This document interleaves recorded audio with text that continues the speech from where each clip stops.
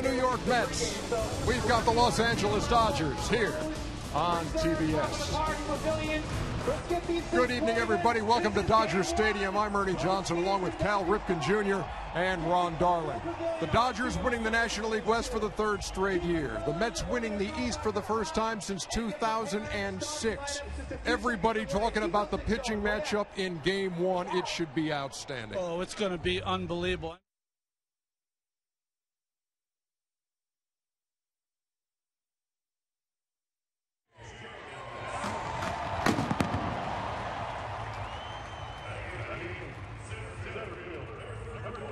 Is Adrian Gonzalez.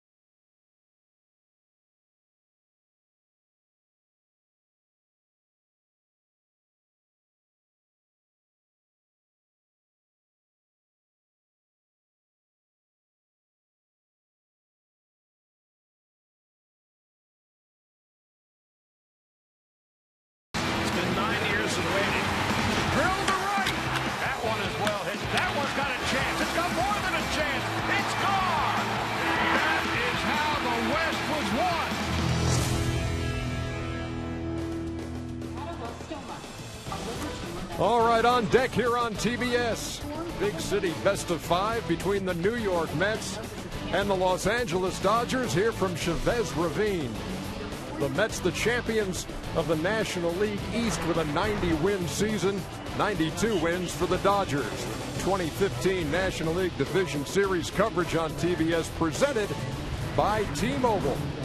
It's the Mets, it's the Dodgers, it's Jacob DeGrom, it's Clayton Kershaw. We got a great matchup moments away here on TBS.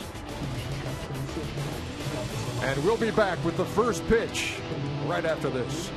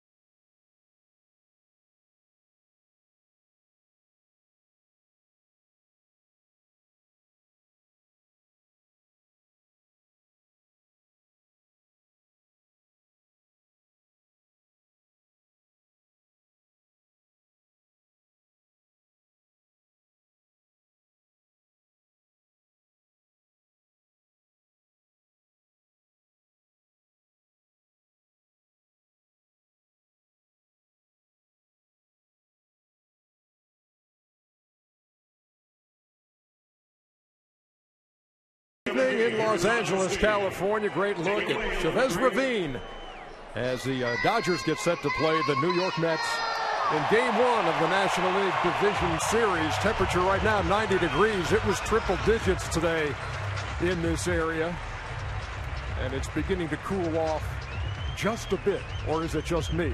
Ron Darling, Cal Ripken along with me. I'm Ernie Johnson, and boy, this should be something. You know, Ronnie, the pitching matchup, people have looked at this all week long and said, oh, if these two teams meet, Clayton Kershaw, Jacob DeGrom, doesn't get much better than that. You know, you're thinking about it, Kershaw and Greinke are the top of the food chain, and the young Mets pitchers, just as talented, but that's where they want to be someday, where Kershaw and Greinke were all year this year. Meantime, Cal, when you look at both of these teams, the Mets had a tremendous month of August. They were 20-8. Yoenis Cespedes, a huge addition to that team. Yeah, Cespedes was the big bat that Sandy Alderson wanted to add. Their offense wasn't producing at all. I think it started with Juan Uribe and Kelly Johnson, and then the big bat was added, and then all of a sudden everybody felt that they could be in their role, and that offense now is quite potent to go with that power pitching lineup that they have. And I know you cannot wait to see this kid in postseason action for the Dodgers. Corey Seager starting at shortstop, hitting third for the Dodgers. Yeah, Corey Seager, I went in there, had to meet him today. Just want to see how big he was. They said he was a big shortstop, and yes, he is. He's about 6'5", 225. I was a little bit surprised that they put him in September in a pennant race, but Rollins got hurt. They inserted him in, and all he did was go ahead and hit 337, and now he's hitting third in this lineup in the playoff game. Well, they brought him up really just to be a defensive replacement, but then he took shortstop position over. Tonight's batting order is presented by T-Mobile. Curtis Granderson leads it off for the Mets, followed by David Wright. There is Cespedes in the 3-hole, followed by Daniel Murphy. Travis d'Arnaud is the catcher, hitting fifth. Then it's Lucas Duda, Michael Kadire in left, Ruben Tejada at short, and Jacob DeGrom does the pitching for the New York Mets. Yeah, here's the defense tonight that the Dodgers are going to put behind Clayton Kershaw. There he is on the mound. He's throwing to A.J. Ellis tonight. And as we moved around the infield on the corners, you got Adrian Gonzalez we talked about, Justin Turner, Corey Seager and Howie Kendrick up the middle, double play combination. Then you go to the outfield. You got Jock Peterson in center, Carl Crawford, Gold Glove winner, and Andre Ethier, also a Gold Glover winner in right field. Clayton Kershaw on the mound for the Los Angeles Dodgers. 3 Cy Young awards to his credit, and a great second half as well. Guys, here's the bad news for the Mets. In his last 8 starts, he's 6-0. His ERA is 0.79. But the Mets came here on the day before July 4th. They weren't playing particularly well. They weren't hitting the ball well. They faced Kershaw. They got tied through 7 innings, and ended up beating the Dodgers bullpen. That's the kind of game the Mets are looking for tonight. Remember back at the All-Star break, and people looked at Clayton Kershaw's 500 record, 6-6, said, hey, is this not the same Clayton Kershaw, who after the All-Star break went 10-1 with an ERA of 1.31. Curtis Granderson steps in, and we are underway. That ball is hit well to right on the button, but Ethier hauls it in. 1 down. I've never seen a game plan revealed after 1 pitch. The Mets offense already saying, we are not letting a fastball go by. Well, Terry Collins said that you want to work Kershaw. You want to get his pitch count up. And then right away you go out there. You got to hit a good pitcher early in the count. There's no doubt about it. But you got to get a good pitch to hit. Don't swing at his pitch. And that was a good pitch to hit. And here's David Wright. And now he feels like he probably has to take this pitch.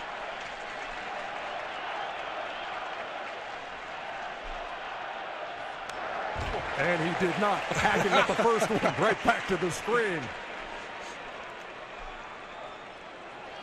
Wright missed 115 games this year. He had what was described as a mild right hamstring strain, later diagnosed as spinal stenosis.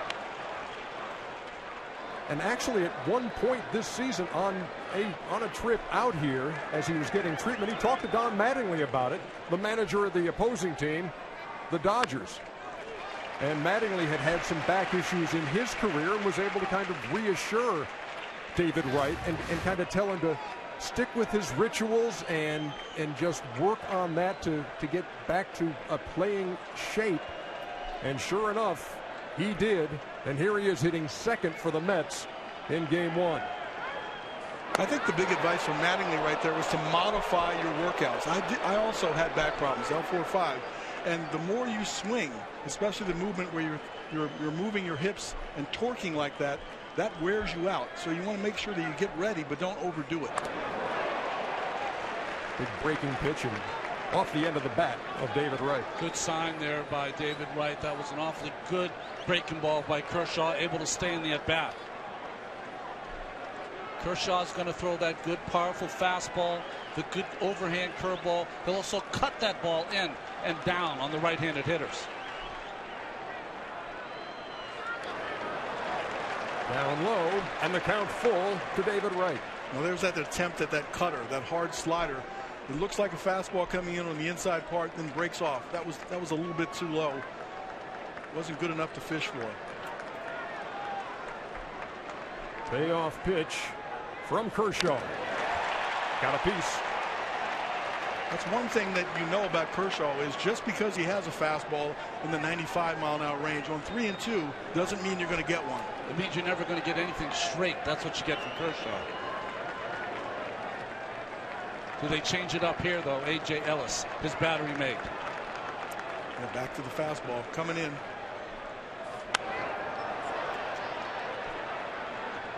Great battle right now. It's that great seesaw. It's a good breaking ball, that good cutter down and in, and then when he thinks he's looking in, then throw that high riding fastball. David still staying in a great at bat.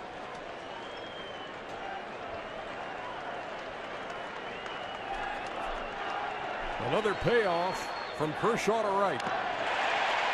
And again, just a tick. And we'll do it again. You know, it was interesting before the game. Don Mattingly said that during the season he used Yasmani Grandal and A.J. Ellis to catch Kershaw. Ellis caught Kershaw all last season when he won over 20 games. What he wanted in having Ellis behind the plate, no frustration from Kershaw. He knew they're on the same wavelength. Here comes that slider again. And the battle rages on. I used to love these at-bats right here because you get to feel like you know exactly what his pitchers are doing. Now, the only thing better than is if you make a statement. Hit a ball hard, hit a line drive, get a base hit, then it gives you something else to look for in your second and third at-bat.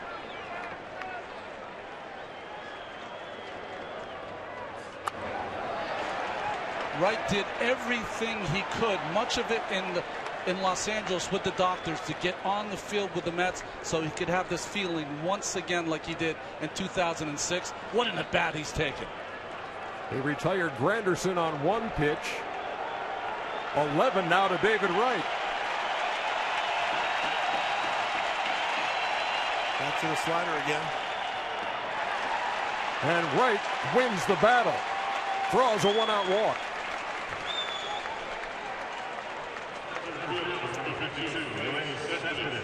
For you folks at home, sometimes you don't understand a walk, how inspirational that can be to your teammates and how frustrating that can be to the starting pitcher. Now if David comes up with guys in scoring position, he has a good idea of what Clayton has tonight. Here's Cespedes.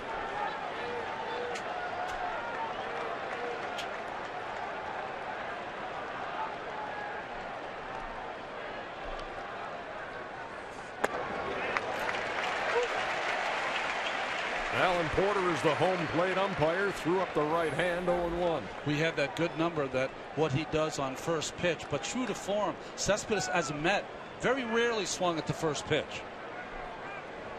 He played 57 games for New York, knocked in 44 runs, hit 17 home runs, and had a huge cut there. Got good postseason numbers too. 14 for 40, 350, 1 home run, 6 RBIs. He likes the big stage.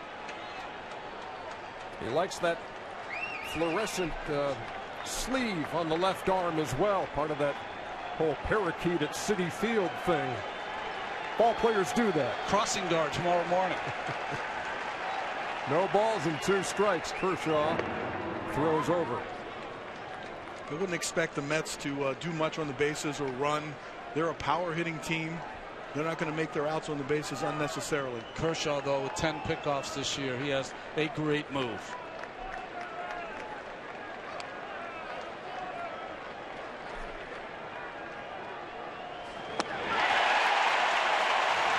Cespedes goes down swinging for out number 2.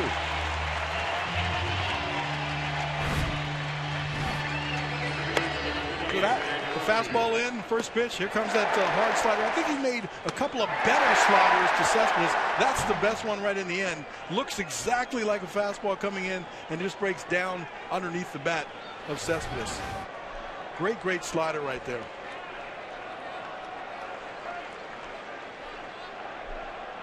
So Wright still at first, now 2 down for Daniel Murphy, the Mets cleanup hitter. And he takes a strike 0-1. That's 96 right down the middle. It's a good pitch to swing at if it wasn't so hard.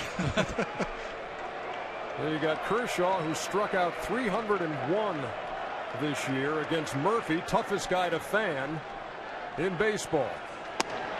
And it's 0-2. Tonight's Chevrolet pitch tracks.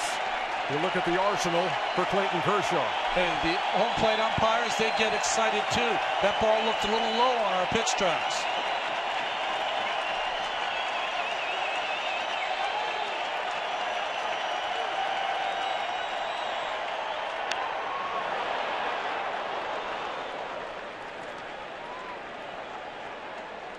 Couple of pitches at 96. Adrenaline's flowing a little bit. Normally he pitches in between 93 95, but he has that little extra when he needs it. I've played in a lot of playoff games here. I've done a lot of games here from the booth. This is the loudest I've ever heard this place this early.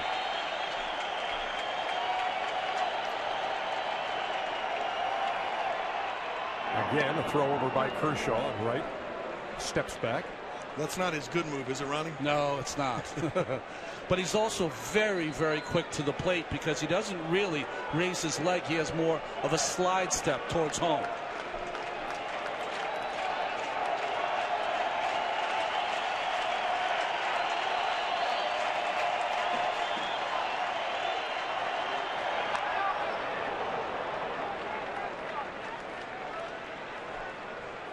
Tom Goodwin, the first base coach of the New York Mets, makes a new friend as he fields that foul ball, throws it into the stands here at Dodger Stadium.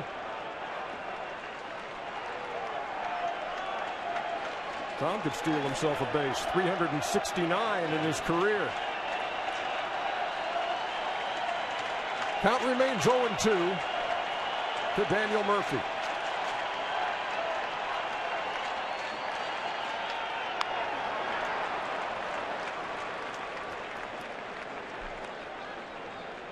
Well, the Mets are doing exactly what you were addressing, Cal. Even though Granderson made it out on the first pitch, Terry Collins said drive up that pitch count. You've got to get him up around 100 at least through 6 innings into the 7th.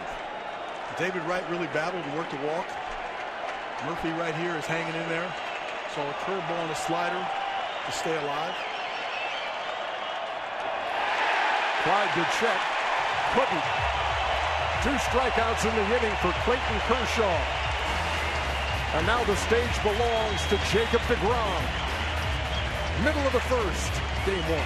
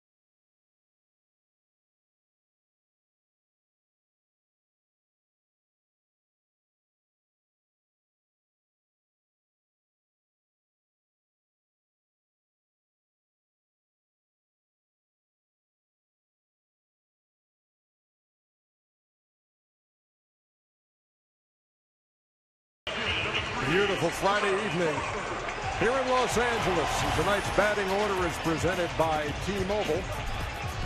Carl Crawford leads it off for the Dodgers. Then Howie Kendrick, the kid Corey Seager hits third. Then the veteran, 12 years in the league, Adrian Gonzalez. Justin Turner hits fifth, and Andre Ethier, A.J. Ellis, Jock Peterson, the rookie, and Clayton Kershaw doing the pitching and batting ninth. And here is Jacob DeGrom.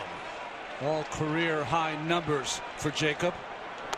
They gave him 12 days off in September to try to regroup, and after that he got back on that fastball, had that good downward plane, and threw 10 innings and only gave up a run. 97 miles an hour on the first two offerings to Carl Crawford.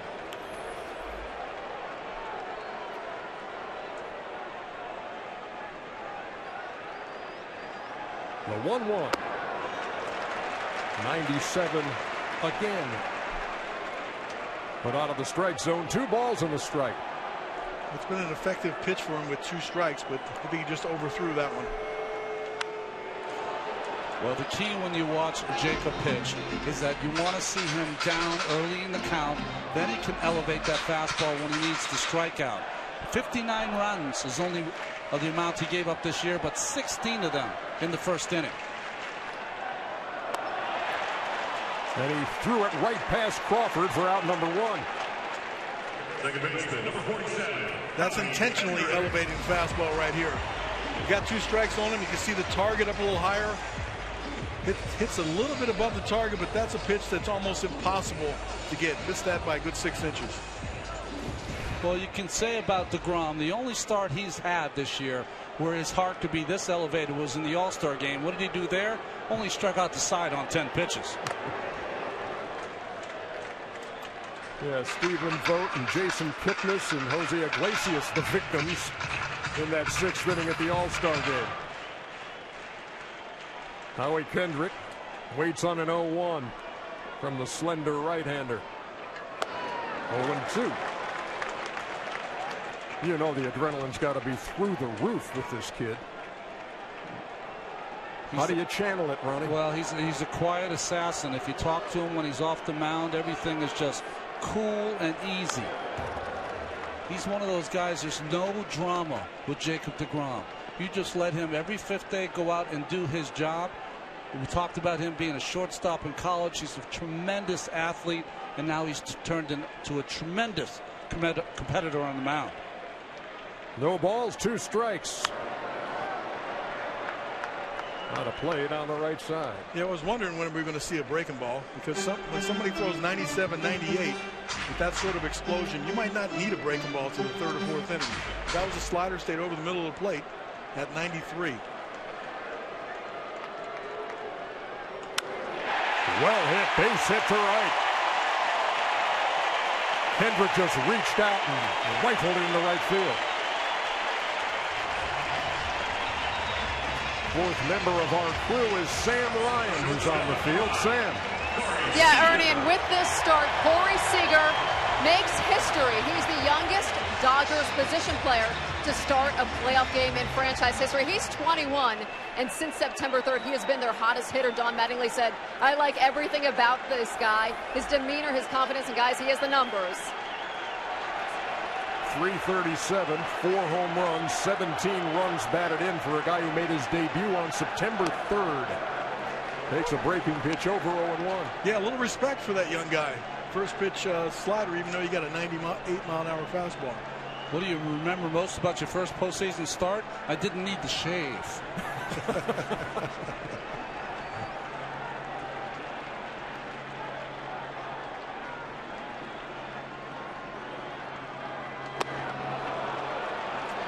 No balls and 2 strikes.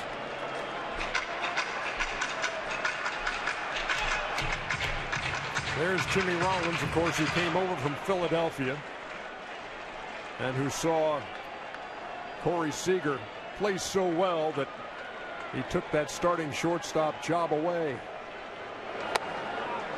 Had a notion, held up.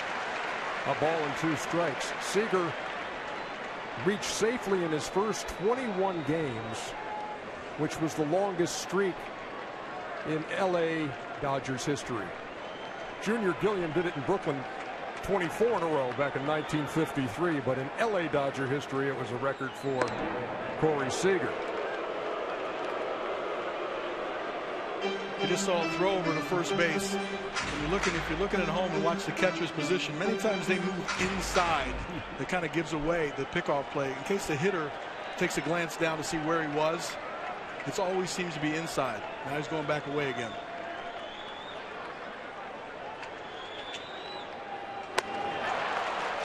And he sets down the 21-year-old rookie on strikes.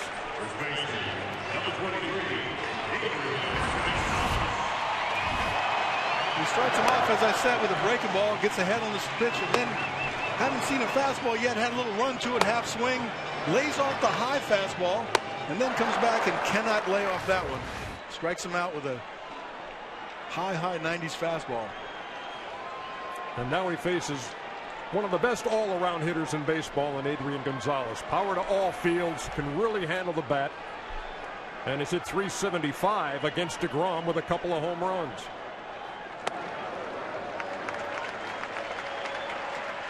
He's really been the only Dodger hitter that has handled the big three of the Mets who are going to start the first 3 games in this series. DeGrom, Syndergaard, Harvey. He has 4 home runs against.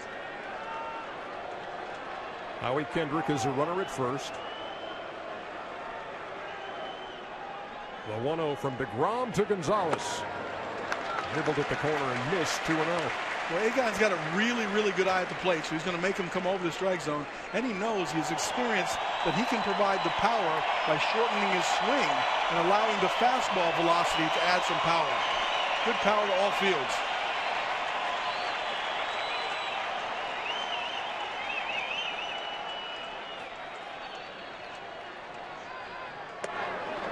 Missed again, 3-0.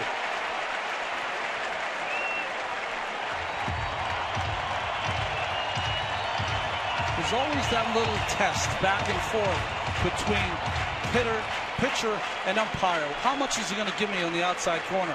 Giving nothing so far to DeGrom's Porter.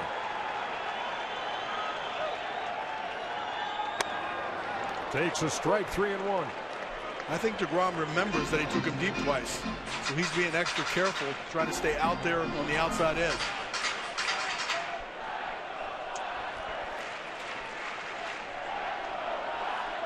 DeGrom is 27. He's 3 months younger than Clayton Kershaw.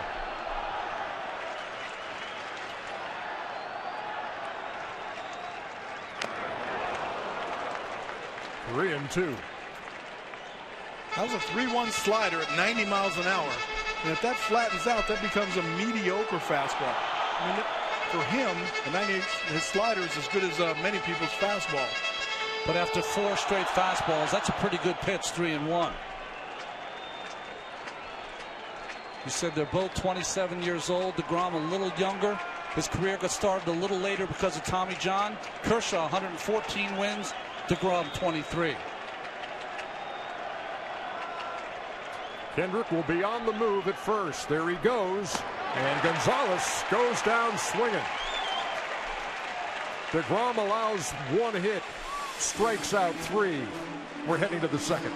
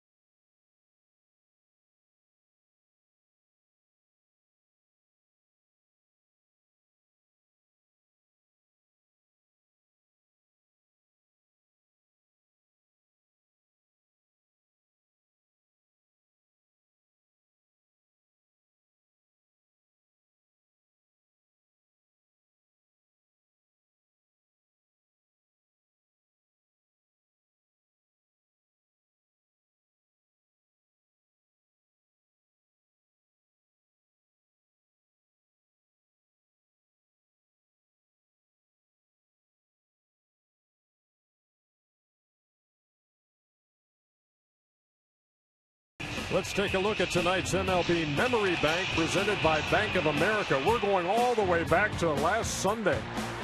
That's when Clayton Kershaw notched strikeout number 300 and 301.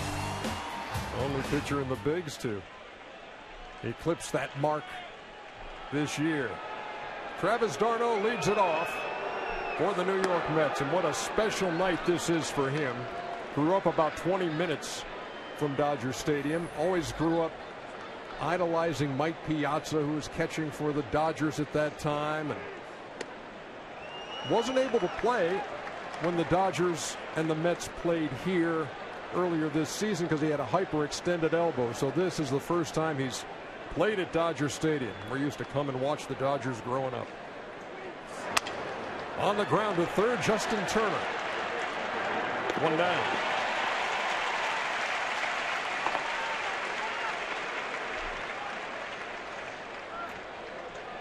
First baseman number 21, Lucas Duda.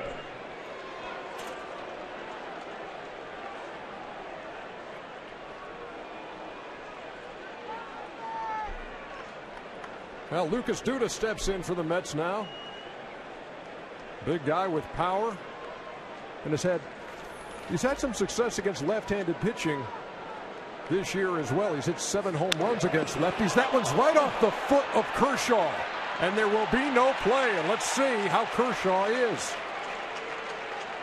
I think he's fine. Looked to me like he got that in the shoe, not the ankle, just by the sound made. No one's going out there. It was a kick save, though, intentionally. He tried to keep it in the infield. Yeah, just off the back of his foot. Directed, but not hard enough.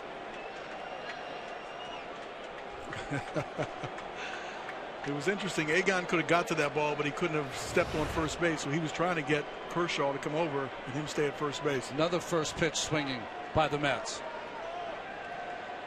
Now here's Michael Kadire.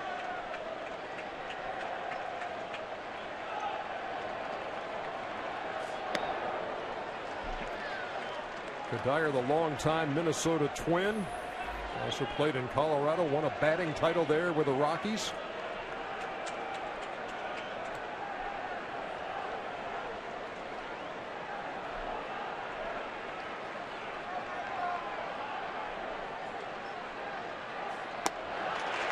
A ball and a strike.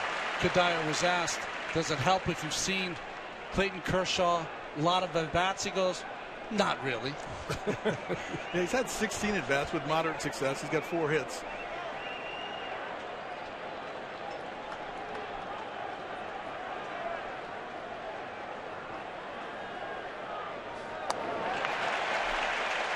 One ball and 2 strikes.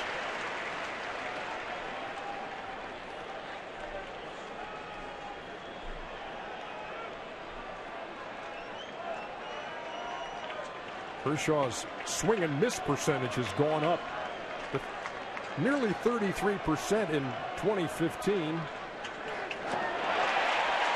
And there's another one to Kadire for the second out. And that sequence shows how good Kershaw is. He throws really 2 bottom sliders that he misses for 2 strikes, and then comes back with an off-speed breaking ball that has the perception of the slider. But it gets fooled by the break and by the speed of this pitch. You very rarely see in baseball the 12-6 curveball. Kershaw owns it. And back to that stat provided by our ace stat man Hal Galima, 26% or so in 2013 swing and miss percentage, up to 28% in 2014, and up to nearly 33% this season for Clayton Kershaw. Usually it goes the other way, doesn't it? You start to learn how to get outs earlier and they make contact, save yourself a few pitches. Could he be getting nastier as he goes? You see, when he goes into the stretch, the arms straight over his head, says that's to so he remembers to breathe.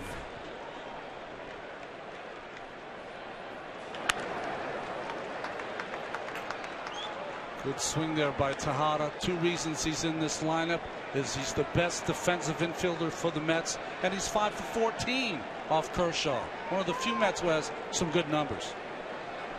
And every time you start looking at a list as you get ready for a game and say, okay, what are this guy's numbers? Okay, you write down a lot of 1 for 10s, 0 for 7, 1 for 10, and then you say, oh, is that for real? 5 for 14 for Tejada. Indeed it is. The 0-1. No balls and 2 strikes. Kershaw with 3 strikeouts here in the early going. And again, they're on their feet here at Dodger Stadium.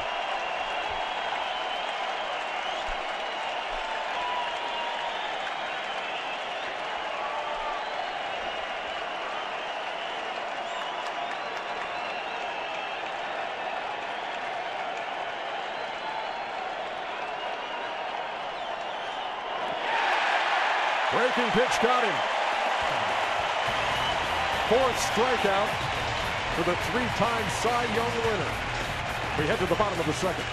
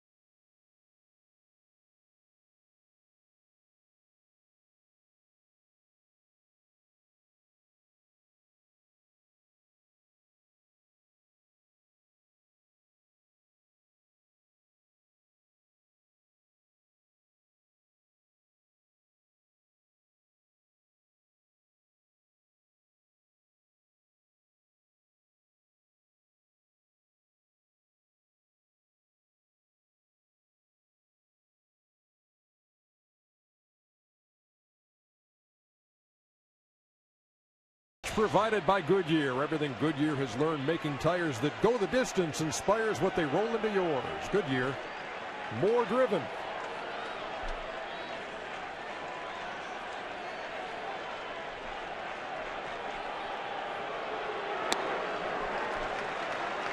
Justin Turner leads it off here in the bottom half of the 2nd against Jacob DeGrom. Turner spent some time in the Mets uniform. In fact, you never know what events will transpire. When he was with the Mets, he was teammates with Marlon Byrd, who really worked with Turner to try to hit the ball in front of the plate more, produce a little more power. He was just then a utility player. Through 2014, he had 15 home runs and over 1,000 at-bats. And this year, 16 home runs and 385 at-bats. Big difference. 1 ball, 1 strike pitch. Down low, 2-1. Sometimes hitters interpret letting the ball get deep, not to let the full bat speed get out there. So when you hit the ball out front, that's your optimum point of contact where the bat is flying the fastest.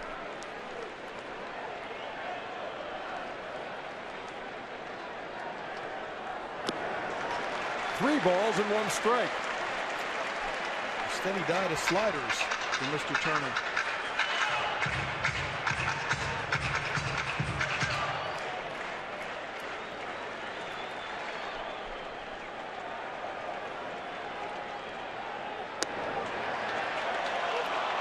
Turner thought it was ball 4.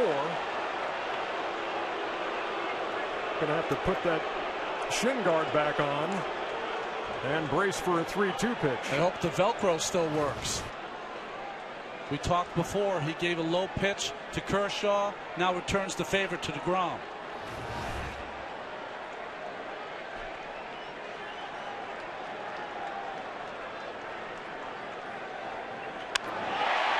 To left. Ball's well hit, and it's going to be off the wall.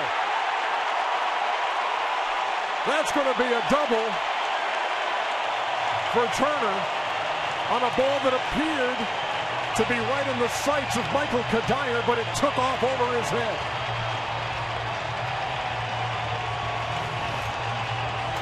Just a low line drive. It has some backspin on it. Kadire starts in a little bit, then they can't get back to the wall. For a while now, Kadire's had a balky knee, and when the Mets have been playing against left-handed pitching, Lagares has played center field and Cespedes has played left field. They've made the change for this first game tonight.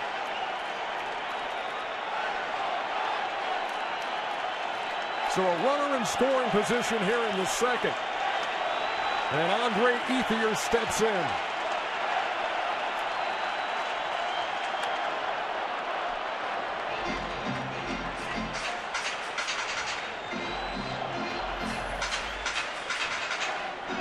Like as a hitter, you're saying to yourself, okay, let me just pull this ball to the right side. He's throwing 98 miles an hour. Yeah, I was just going to speak to the productive out, trying to get out there and cut down on your stride, use your wrist a little bit more to pull this pitch. But when it's 98 on the outside edge, that's kind of hard to do. 0-2.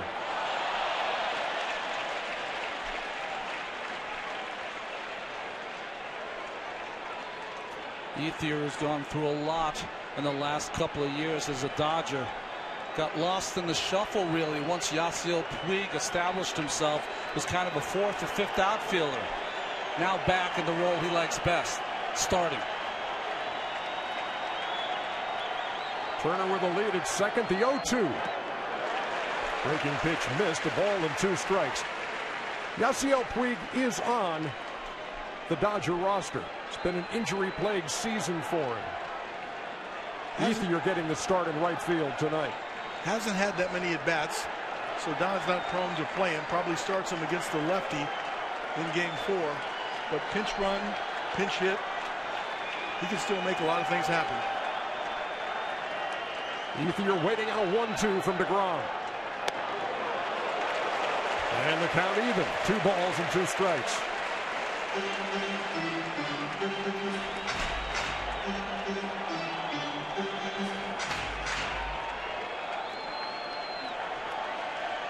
Turner, who doubled over the head of Kadire to lead off the second. Edges away from the bag as we await a 2-2 to Ethier. Tried to check his swing.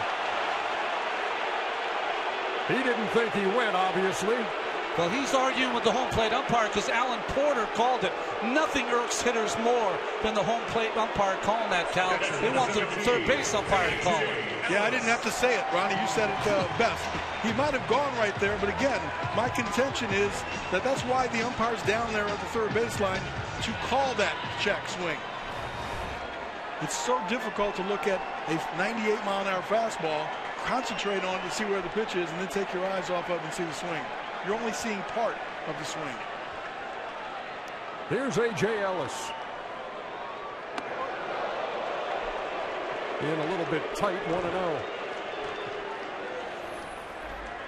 AJ, one of the great characters of the game, but he's been producing at the plate since July 1st.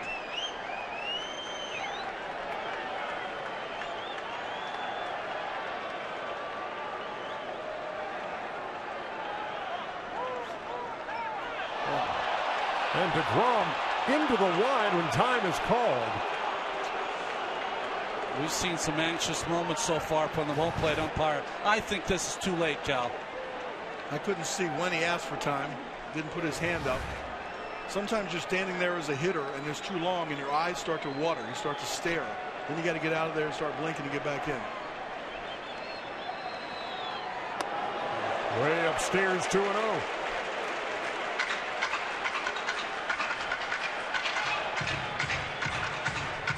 Ellis has got some pop and a pretty good fastball hitter.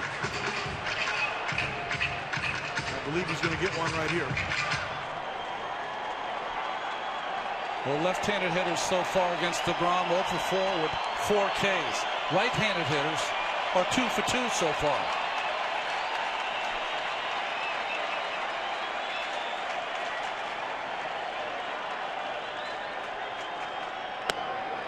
There's a strike. 2-1.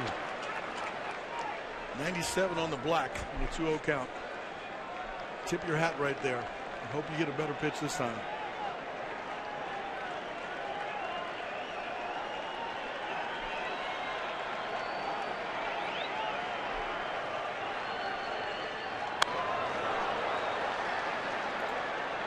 Count remains 2-2. With the 34-year-old Dodger catcher. And his reputation has been a guy who can really work counts, sees a lot of pitches.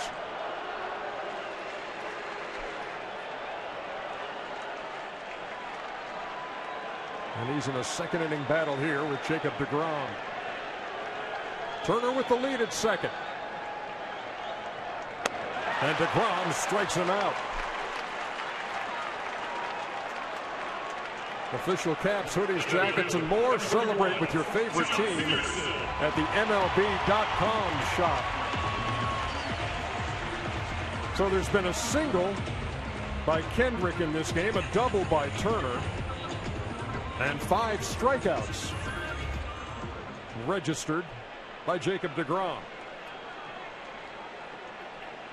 And Jock Peterson steps in. Base open. Pitcher on deck. And Peterson, the rookie who's got all kinds of power, will draw the intentional walk. He has a lot of power. He strikes out a lot too. But with the base open, they will pitch to Kershaw. But he's so dangerous that you have to really put him on here. Now the problem is that Kershaw is not an automatic out. He's a great athlete also. But this is the right move here. Had one of the best first halves you'll ever see a Dodger rookie have. 20 home runs he had in the first half, but only 6 in the second half. He tied with Chris Bryant for the lead among rookies in the National League. So Peterson with the free pass is at first. Turner at second. And Clayton Kershaw steps to the plate. He does have 9 hits this year in 71 at bats, 127. Has a couple of runs batted in. And you remember a couple of years ago on opening day against the Giants, he got the win on the mound, and he also hit the game-winning home run in the 8th inning. It was interesting, 62 hits in his last 5 seasons, most among pitchers. Just not fair. He leads the world in everything.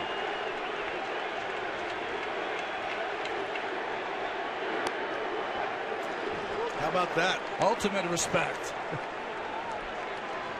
First pitch curveball. We've seen a slider at 93. We've seen a fastball at 99. And he throws a curveball to Clayton Kershaw on the first pitch at about 84. This began 2 hitters with a curveball. Adrian Gonzalez and Clayton Kershaw. Quickly ahead, 0-2.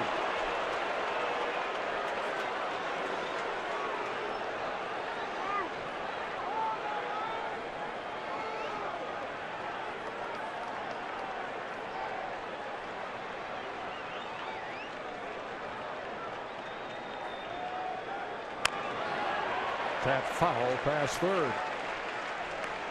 They got excited here in Dodger Stadium because contact was made. That's one of those where you say the pitcher hit that ball out of the catcher's glove.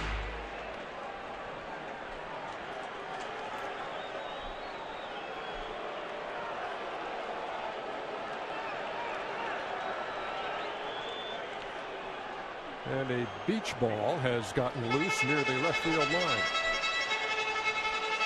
2 outs, 2 strikes, so the runner should be off as Kershaw starts to swing. Get the benefit of getting a good jump here. You go on the swing, you don't go on the contact.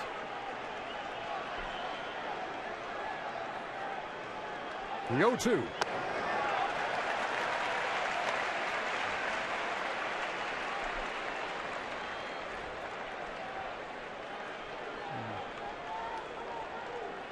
A 25-pitch inning with this next delivery for Jacob DeGrom.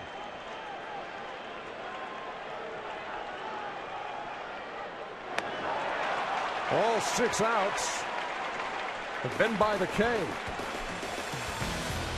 2 innings in the books at Chavez Ravine. Game 1, the NLDS. All right, John, it's time for Priceless Surprises, courtesy of MasterCard.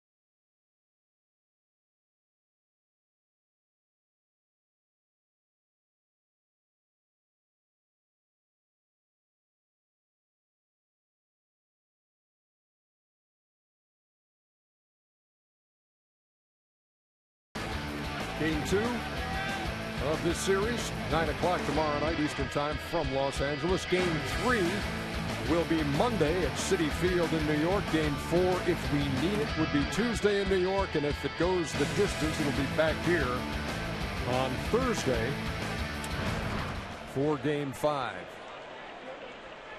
Top of the third. Just saw DeGrom strike out Kershaw. Now Kershaw faces DeGrom, who's a pretty darn good hitter. Shockingly, against left-handed pitching, he's batting over 300. Jacob DeGrom. Said it before, former shortstop at Stetson. First 2 years, shortstop, third base, and then converted to a pitcher. 186, 11 for 59. Has 4 RBIs this year.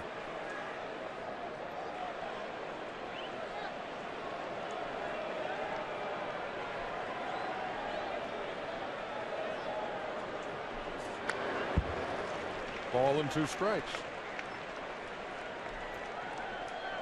Yeah, he's got a popular stance nowadays, an open stance, but he's a little bit more open than normal, but looks really hitterish. You got to bring that front side back when you start out in that position. Watch, he starts to get really wide. Good balance as a hitter, though. You can see why he's had success at the plate. The idea on the open stance in general is just that you get a better look at the ball from the start. But that key to hitting is that front shoulder has to get back in, has to close. Just like in pitching, you got to aim your front shoulder to get anything behind it. 2-2 is tapped to first. Gonzalez with the flip. Oh, what, DeGrom ran that thing out. They beat him by a step. It's funny, on a similar ball in late July that DeGrom hit, almost the same hit over to Gonzalez. Gonzalez tried to come home. Why? Because Zach Greinke was working on a 45 and 2/3 scoreless inning streak, and that ended it. He got an RBI on that play. You know, it almost looks unusual when you see a pitcher hustling down the line. They tell the pitchers not to run fast, right? Or kind of run slow so you don't injure your legs. It's more valuable on the mound. Some of these guys feel like they're one of the 9 athletes. I love to watch it. Here's Curtis Granderson, who swung at the first pitch of the game, which probably took the Dodgers by surprise. He hadn't done it in his last 72 plate appearances. I never want to play poker against Curtis Granderson. Boy, that's a tantalizing breaking ball, and somehow it is ball 1. Count is 1-1. Granderson watched it float over, but out of his own. 2-1. Set a career high this year with 91 walks. I asked him recently how long did he know before the first game of the season that he was going to be the leadoff hitter. He said about 4 hours. Tried to check, couldn't hold up. 2-2. He's a different player than when he hit back-to-back 40 home run seasons with the Yankees, but he had one of his best career seasons this year for the Mets. Had 26 home runs, knocked in 70. Among the leaders in runs scored with 98. Just a little blooper that is going to fall in shallow left field.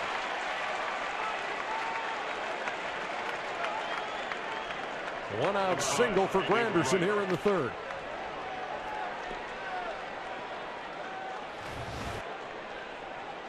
Looks like he fought off a breaking ball here, stayed on top of it.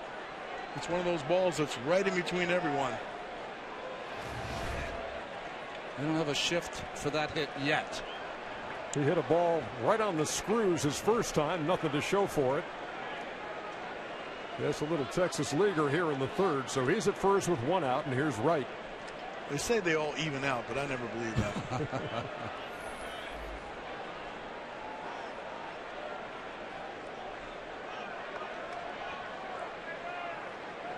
Again, that elongated stretch by Kershaw, and then to the plate. 0-1. David Wright this year became the longest tenured player in Major League Baseball. His time with the Mets now exceeding Chase Utley, who was dealt by the Phillies to the Dodgers. And when that happened, Wright became the longest tenured player, just by a hair over Ryan Howard. He's been the face of the franchise, Ronnie, and a solid citizen and pretty darn good baseball player, especially when healthy. And when they added him, when he came back in August, captain of the ball club, there were a couple of things that he's had to take care of down the stretch, and he's taken care of them in a great way. He's behind in the count, 0-2.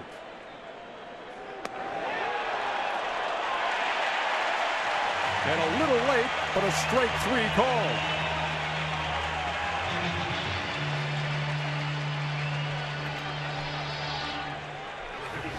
That's a backdoor slider right here. David Wright says, no, that didn't come back to the outside corner. And on our pitch tracks, he was right. What happens with a lot of hitters against a pitcher like Kershaw, their first mention to the umpire, he doesn't need any help. I just did a quick scan of all the Ks in the game so far. All of them are swinging except that one. That is the 5th for Kershaw, and here is Cespedes. Struck out swinging his first time.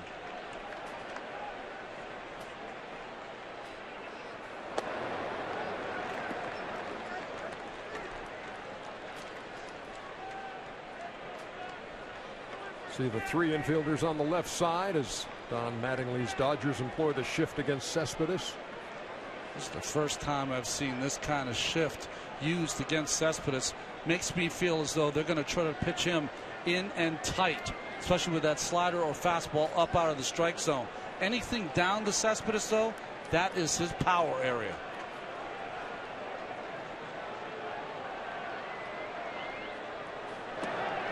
Ran it in and missed. 2 balls and no strikes. You see it all the time against left-handers. You don't see it to this extreme against right-handers too often.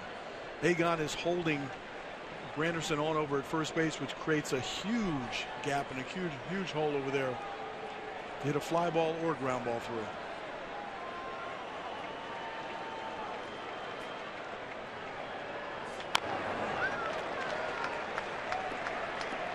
Cespedes, between the Tigers and the Mets, hit 35 home runs this year, knocked in 105 runs.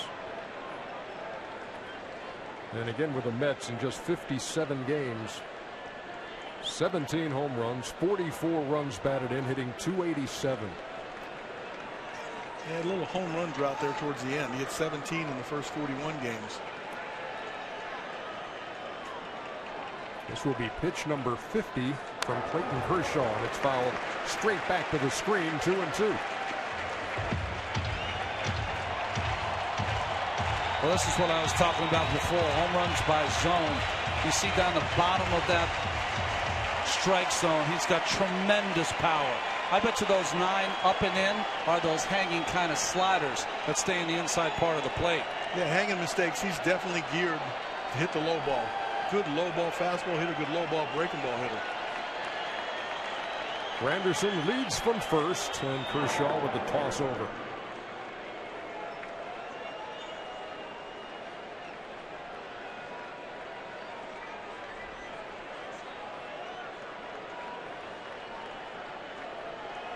.55 pickoffs. Don't expect him to go here. Cespedes is in scoring position when he's at the plate. Struck him out. Strikeout number 6 for Clayton Kershaw. Jacob DeGrom has struck out 6 through 2. Here comes out for the bottom half of the third in a scoreless game.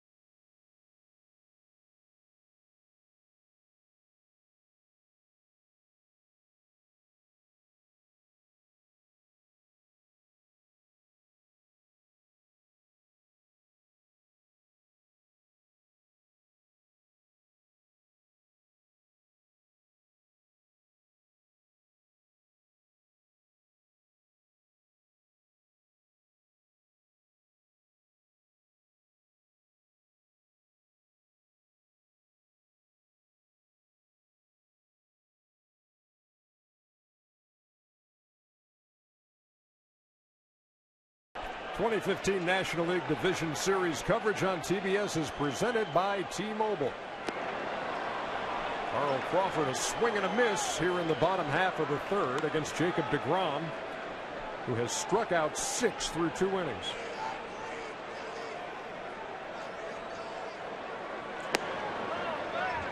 Our friends at Elias tell us that in a postseason debut, DeGrom is the first pitcher ever to strike out 6 in his first 2 innings.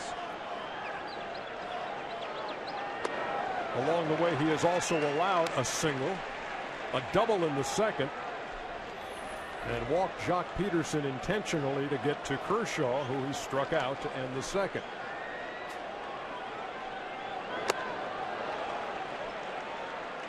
I mean to tell you, what do they got? Powder River? Yes, indeed. And alive. Crawford struck out his first time.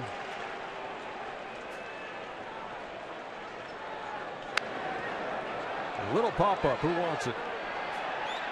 Tejada squeezes it. 1 down here in the third. Number 47, Howie Kendrick. I remember saying when we were a kid, when everyone on both sides was striking out like this, he'd always say, hey, someone's got to take the donut off. Here's Howie Kendrick. He singled in the first. Swings at the first pitch and grounds it to Tejada. And he throws to Duda.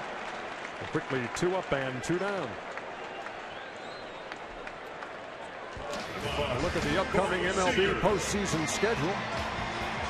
Tomorrow on TBS, you got the Cubs and the Cardinals as St. Louis holds serve in that one 4-0.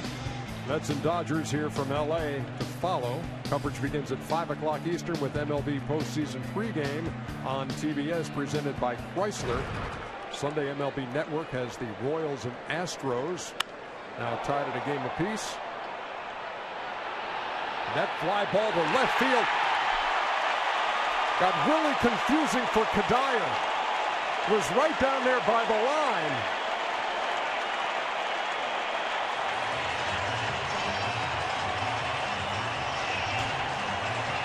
You know what's interesting about that, guys, is Seager lost sight of where that ball was going. He had no idea where it was, and neither did Michael Kadire. Watch the reaction first by Seager. Has no idea where it is. He thought he fouled it off. And then someone said, you better run, kid. And once he did, Kadire couldn't get over there.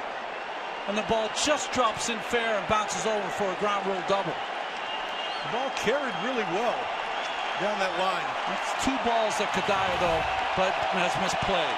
The first one is against Kendrick in the first. And now Seager's at second with 2 down. Gonzalez swings and misses.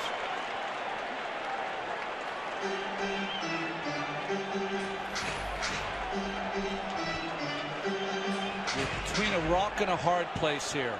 You're facing a guy that's hit 2 home runs against you. You have a base open. You're facing Kershaw, but Turner behind Gonzalez already has a double against you. Gonzalez struck out his first time and grounds this one foul up toward first. Lagon came up aggressive after the first time. He got blown away with a 99-mile-an-hour fastball. He decided he was going to get a little more active early in the count. Well, like all good starting pitchers, opponents are only hitting 145 with 2 outs with runners in scoring position off DeGrom.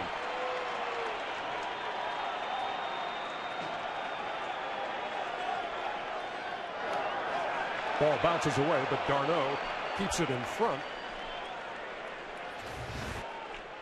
Another look at Kadire on the fly ball by Seager and took a bad route.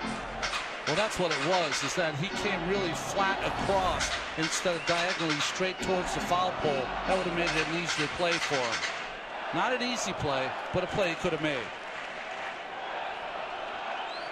With any kind of wind blowing in, sometimes the wind will swirl in the bowl of the stadium and push it down the lines, but I don't see any wind. DeGrom trying to pitch around it.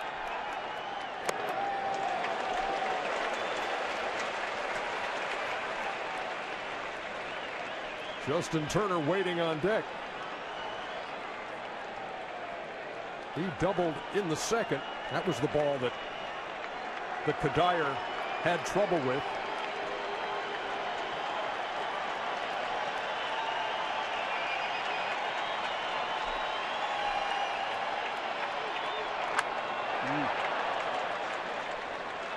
Well, that was a good swing there by Egon. That was a perfect backdoor slider right on the corner, still able to foul it off.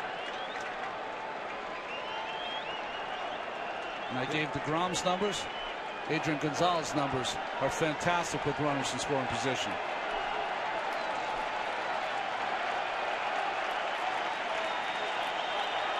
Seager the runner at second. 2 down. Here comes the 2-2. 3 balls and 2 strikes. Egon's always been a really good RBI guy. And it seems like when he gets someone in scoring position, then his focus is at his best. Biggest choice of the night for DeGrom. Does he try to just throw him by him again?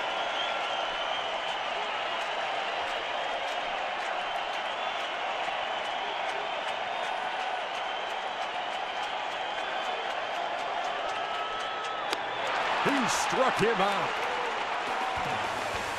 7th strikeout for DeGrom, and a big one with a runner at second.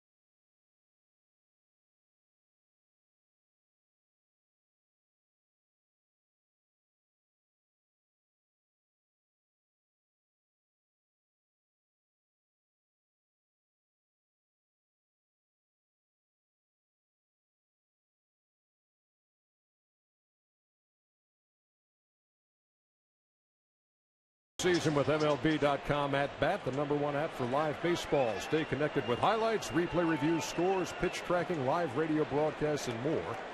Download the At Bat app today. Top half of the 4th.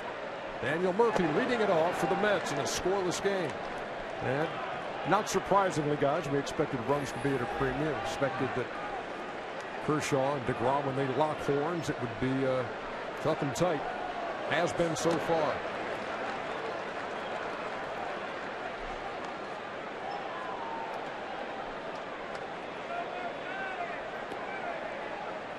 Murphy struck out his first time.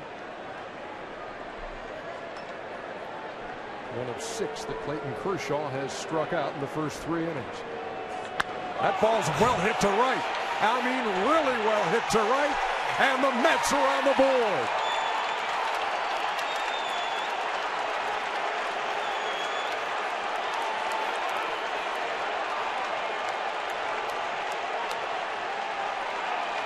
Daniel Murphy with a rocket into the Mets bullpen in right field.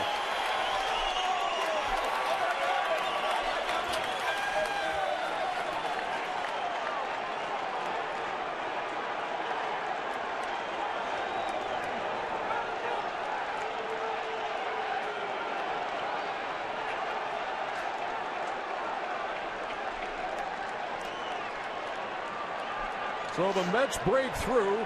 Now here's Travis d'Arnaud. Takes a big cut, 0-1. Murphy laid off a couple of pitches, got to a good hitter's count, 2-0. Got a groove fastball, and he didn't miss it.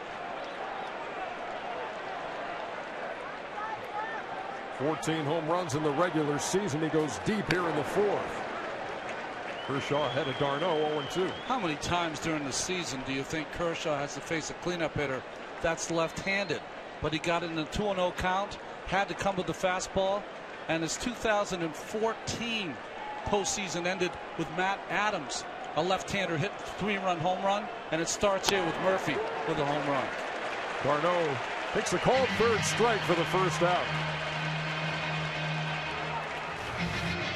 And here's that pitch we're talking about, a fastball, low and over the middle of the plate. Nice and quiet, quick swing. Ball goes a long way. Remember, Murphy had 14 home runs this year. That was a career high for him. I was trying to watch the second time around. You get a little bit different idea. You had a bat under your belt. There's an adjustment that might need to be made from the hitter standpoint.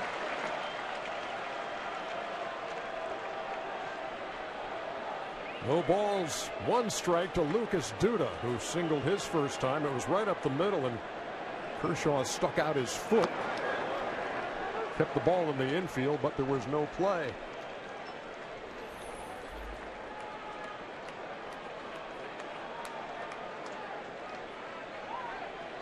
Duda with 27 home runs, 7 of those off left-handed pitching.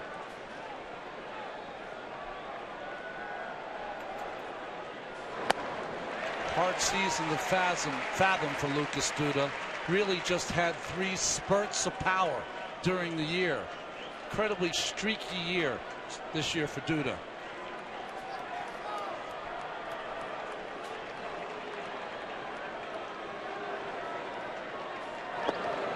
Breaking pitch on the 1-2 missed. Count even, 2 balls and 2 strikes. Good power to all fields, though. When he was in his streaks, or one of those 3 streaks, left center field, center, right center field, it doesn't matter.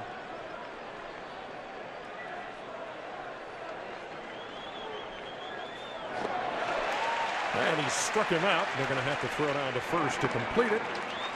2 down. Let's take a look at StatCast, powered by Amazon Web Services. The exit velocity a shade over 105 miles an hour on the solo home run by Daniel Murphy. Only 414 right there? He's no Kyle Schwarber, but he's working on it. Now here's Michael Kadire.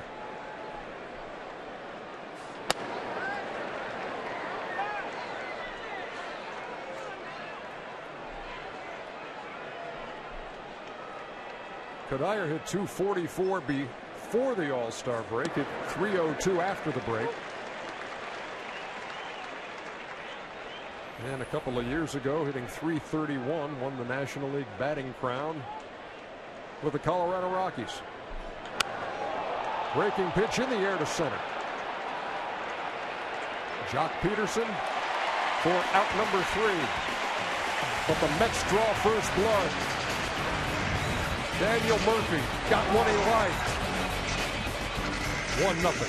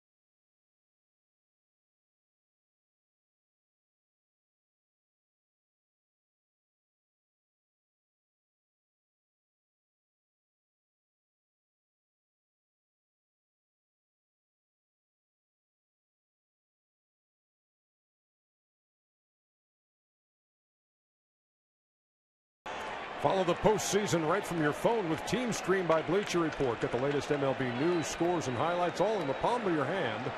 Download Team Stream on the App Store or Google Play today. Bottom half of the fourth inning, and Justin Turner leads it off. He led off the bottom half of the second with a double over the head of Michael Kadire in left field. But the Dodgers could not chase him home. I like how DeGrom is mixing in his changeup. You know, a lot of power early in the a lot of fastballs, and now the second time around he's starting to pitch a little bit and introducing an off-speed pitch that looks like the fastball.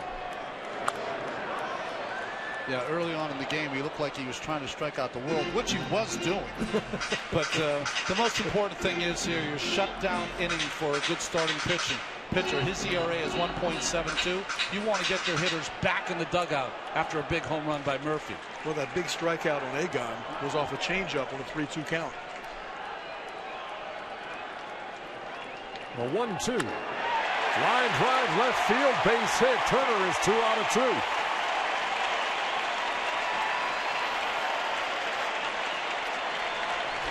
Moments ago, Sam Ryan spoke with Mets manager Terry Collins. Terry, Daniel Murphy giving you guys the lead, and you're getting those at-bats against Kershaw, as you told us earlier. What has encouraged you so much so far? Well, he's so good. I mean, you got to look for a fastball, and you can't miss, as I told you earlier tonight. And if we know Clayton very, very well. We know he's very good. So we got to take advantage of his mistakes because he doesn't make very many of them. And we got to get Jake to get his pitch count down a little bit. He's used a lot of pitches so far. How much with Jacob is it the adrenaline out there? Well, a lot of it. He's all keyed up. You saw it in the first inning. But, I think he's kind of settling into his game right now. Thanks a lot, Terry. You bet. Andre Ethier takes a ball outside. It's 1-0. Dodgers have had a runner in scoring position in the second and third, but have not scored.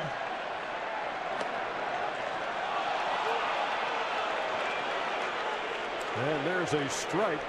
Well, not many agreed with it here at Dodger Stadium. It's 1-1.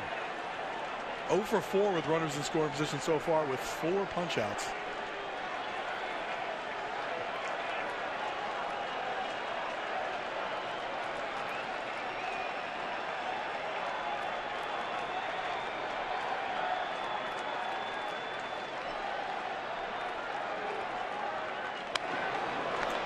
Ethier had a good cut, followed straight back. A ball and 2 strikes. You know, that interview Sam Ryan had with Terry Collins reminds me of our trip around the American League postseason last year when Ned Yost had managed 1,734 games before getting to the post. Terry Collins, 1,688 games managed, and this is his first postseason game. Oldest manager in Major League Baseball at the age of 66, and is, again, as Ron points out, first time in the postseason, and his Mets have a 1-0 lead here in the fourth. And he fooled Ethier for the first out.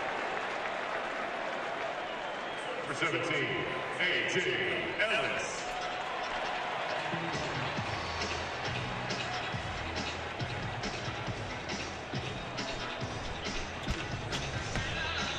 Strikeout number 8 on the night for DeGrom, whose high this season is 11 against the Cardinals. He's had double digits 5 times, well on his way to number 6. Here's A.J. Ellis. That's pretty 0-1. So you're right, Cal. The slider into play more. The changeup to Gonzalez last inning to get the strikeout. Pitching more as opposed to throwing.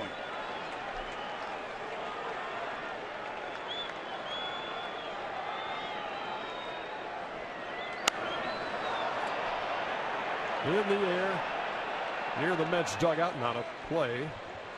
No balls and 2 strikes. He has a good 4 pitches. Really good curveball. Terry Collins was saying he's probably going to get to use the curveball more, because when you throw that slider off your fastball, sometimes if you don't get the break on it, leave it over the plate, it's a hittable long distance pitch. That curveball will at least fool you by the speed and get you out in front. So the difference in 98 and 84 get you out in your front foot, and it doesn't hit the barrel of the bat. Turner leads from first. Ellis in an 0-2 hole.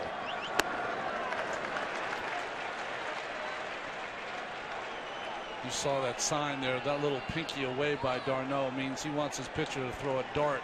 Just try to catch that corner. DeGrom missed. This, the wiggle one, means you want the ball to sink a little bit. The two-seam fastball. Still setting up away, though.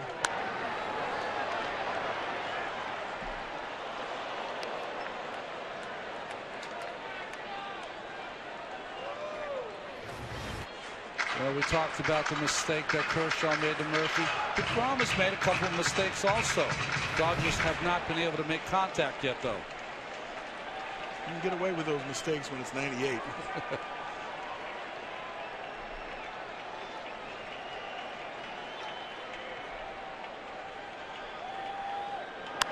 The 1-2 into right center field, base hit. Turner will hold up at second. 2 men on with 1 down here in the 4th.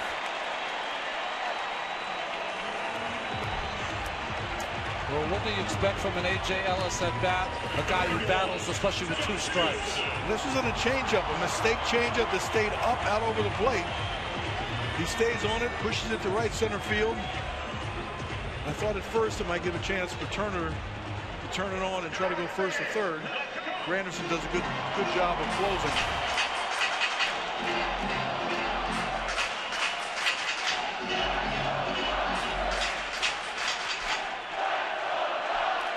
Third straight inning that the Dodgers have had a runner in scoring position, trying to cash in here in the 4th.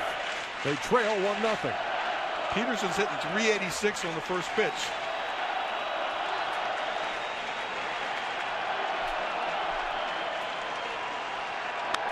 Swinging at the first pitch here. Fly ball to left. Kadire on. And he squeezes it for the second out.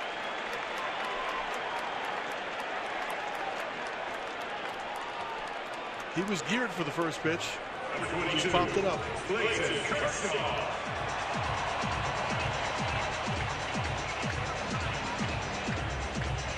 Well, Peterson had been intentionally walked his first time in the second to get to Kershaw, who struck out to end the inning. And now the Dodger left-hander will bat with runners at first and second and 2 down.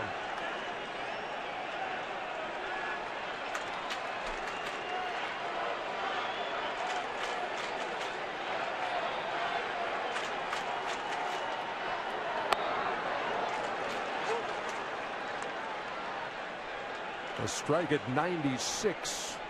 0-1. Look at that. He got that change-up grip that he holds behind his back and then changes in his glove if he wants to go to the fastball. Yeah, it's interesting you pick up on that.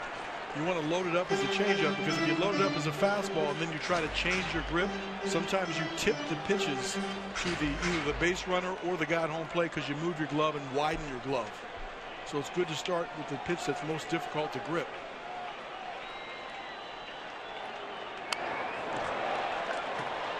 Again, Kershaw basically taking a pitch out of the catcher's mitt to stay alive. I mean, Clayton's choking up. He's doing everything he can do, but barely makes contact with that pitch. If I'm Crawford on the on-deck circle, I'm ready. Heads up? Yes.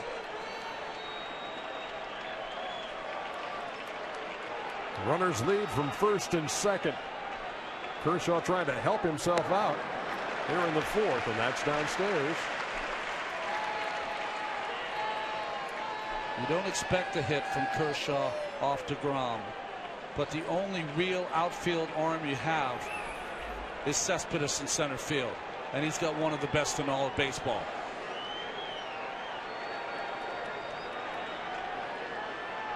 The 1-2. Down even. Now there's that changeup again, Ronnie. I know he struck him out the first time on that changeup, but when you're taking the ball out of the catcher's glove at 97, 98, And this pitch is 87. If you make a mistake and throw that over the plate, you're giving the hitter a chance. 85 to 87 is pitcher's hitting speed, by the way. That's just a tough pitch call right there for me.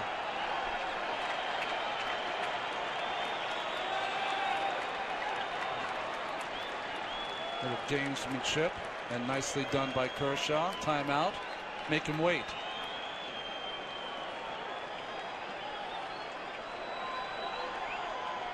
Turner at second, Ellis at first. Kershaw waiting on a 2-2.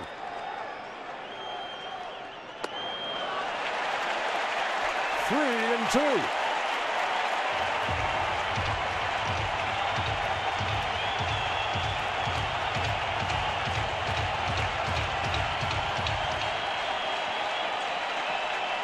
Runners will be on the move from first and second. See if Kershaw can put it in play. To center field. Cespedes has a long way to go. Back at the track, and he hauls it in.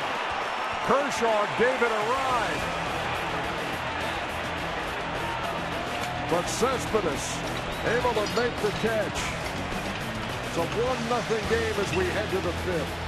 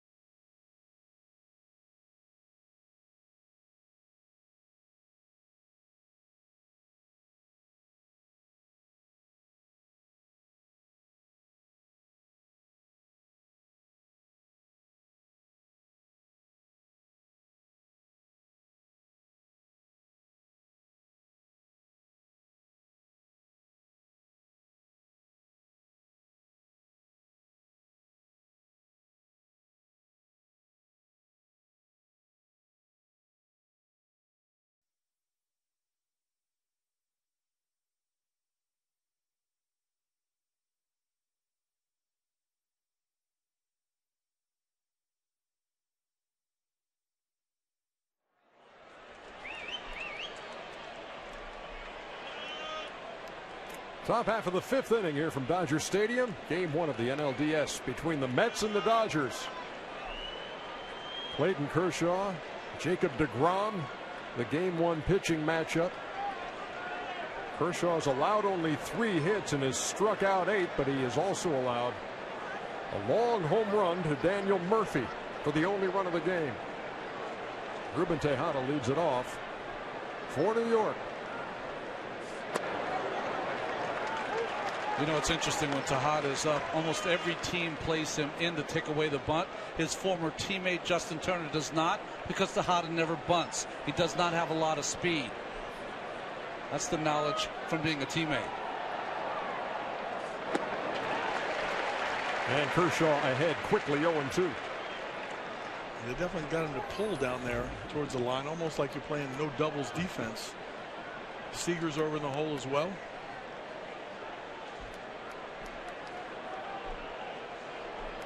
Eight, 9, and 1 due for the Mets here in the 5th.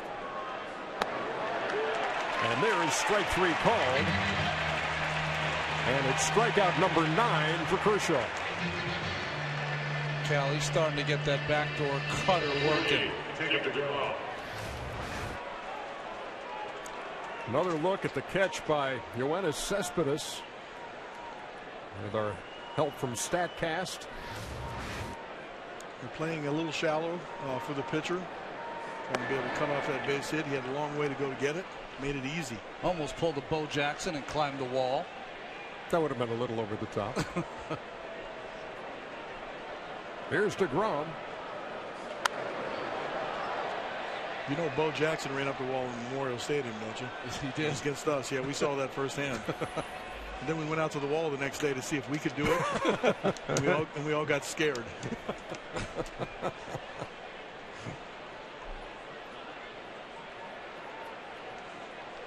The 1-1. Well, you said it earlier. Looks hitterish up there, doesn't he, Cal? He's taking some good swings. Yeah, absolutely. A.J. Ellis will talk to anybody. He's trying to get into his head a little bit. That's right. Both as a hitter and DeGrom as a hitter.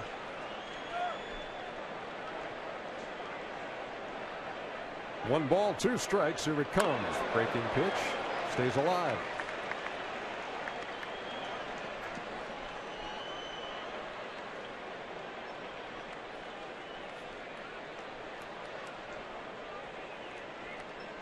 .72 pitches as we play here in the top half of the 5th for Clayton Kershaw.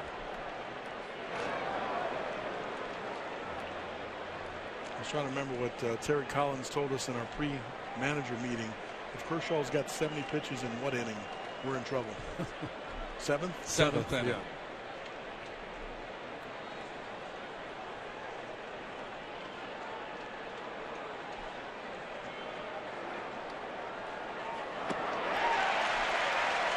Strikeout number 10. 2 down here in the 5th.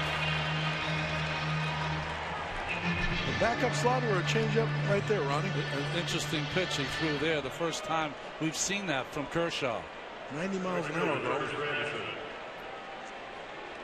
His season high in strikeouts is 15. He's had double digits 13 times. And he has it again here tonight.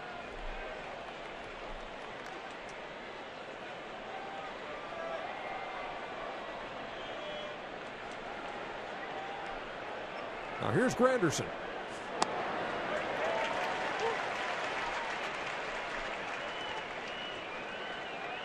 There's that first pitch fastball take from Granderson.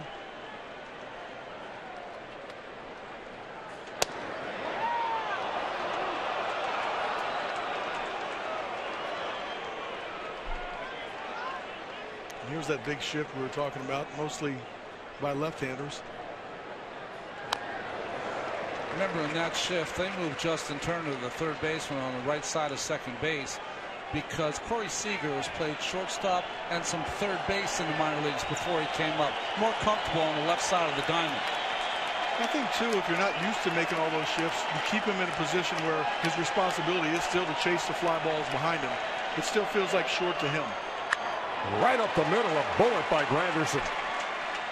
Well, he's aboard with 2 down here in the 5th.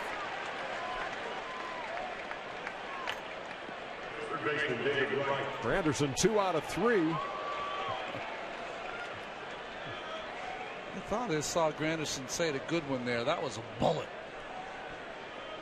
He was right. He was.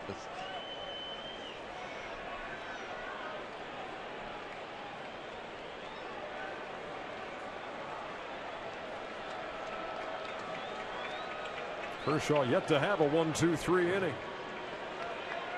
Here's David Wright.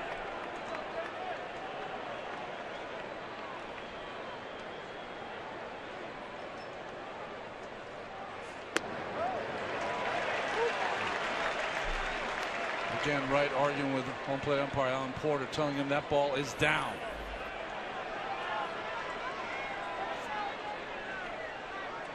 We have it down on our pitch tracks. That's right.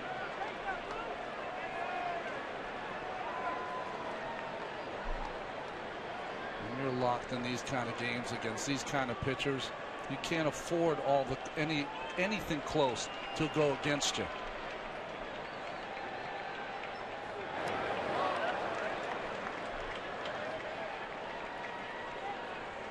Ball and a strike to Wright. We talked about him missing 115 games when he was activated, came back and homered in his first at bat at Philadelphia.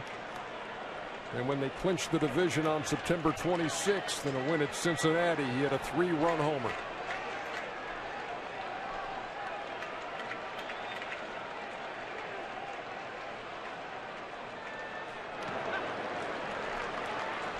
So when you look at what's going on so far in this game and you look at the 4 hits for the New York Mets against the left-hander Clayton Kershaw, they've all been by left-hand hitters. I would think left-handed hitters, especially in the fastball, it's over the top. It's not like 3/4. With movement, it's got pretty good 4-seam action to it.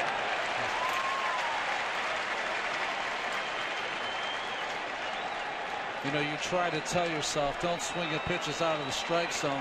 But why do you chase? Because he gives it the appearance it's a strike and then bends it out of the strike zone.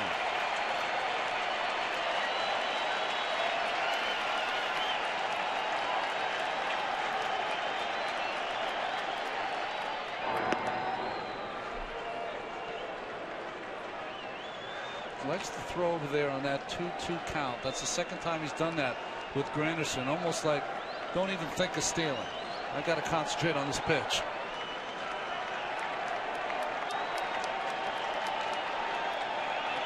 The 2-2. And Wright goes down swinging. Second time he struck out. 11 for Kershaw. But the Mets with a 1-0 lead.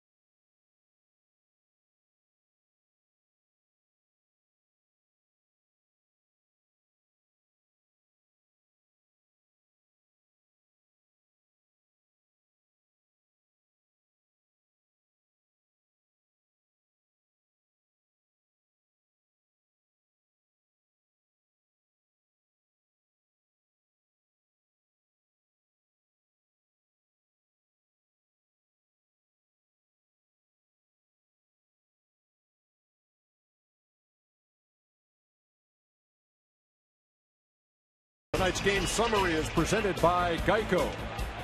Into the bottom half of the 5th inning. In a 1-0 game, Daniel Murphy's solo home run. The only scoring off of Clayton Kershaw. Jacob DeGrom going back to work. Kershaw, by the way, 1 strikeout shy of tying his career postseason high. The fake bunt by Crawford was interesting. As take a look at Kershaw on the bench.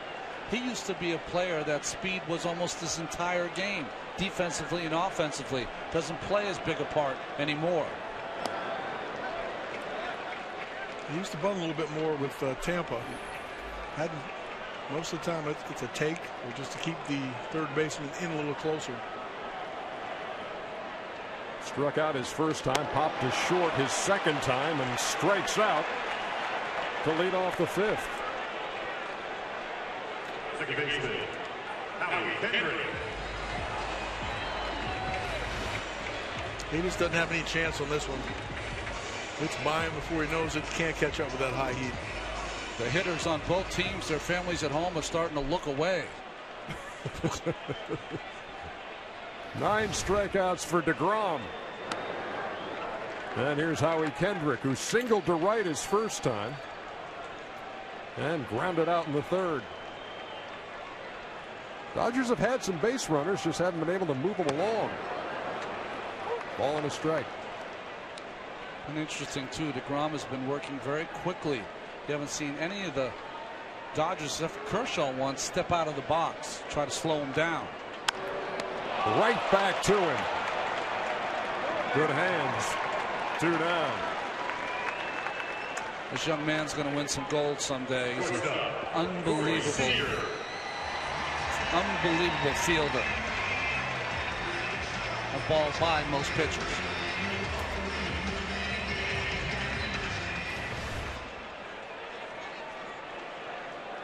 Two outs in a hurry here in the 5th, and here's Corey Seager. Ground rule double in the 3rd, a ball that Kadire had some trouble with along the line and left. 0-1. His hand slipped off the bat on that swing.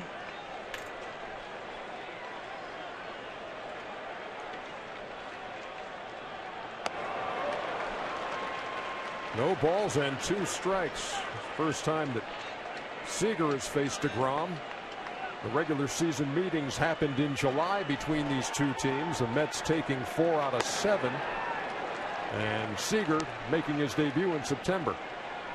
DeGrom's got low hop on his fastball, and that ball just jumps when it's up there with 2 strikes. Tried to check. And that is a 1-2-3 inning for Jacob DeGrom. 1-0 through 5. Game 1.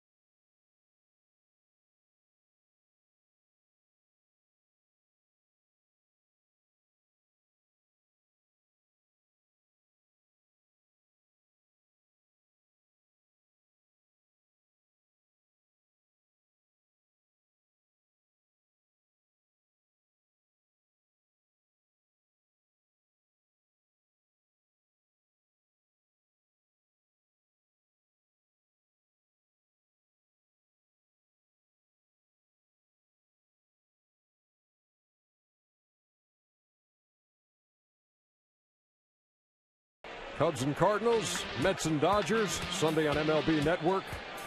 Royals and Astros, and FS1 has got Blue Jays and the Rangers. Toronto in all kinds of trouble. First pitch of the 6th inning, hit in the air to left field. Cespedes is retired on the fly ball to the track.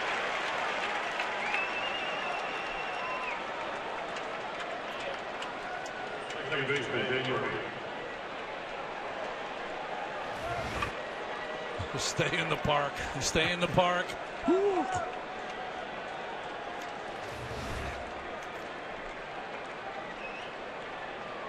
Here's Daniel Murphy. It did not stay in the park in his last at bat. Solo homer to lead off the 4th, the only run of the game. As we play here in the 6th, we are zipping right along.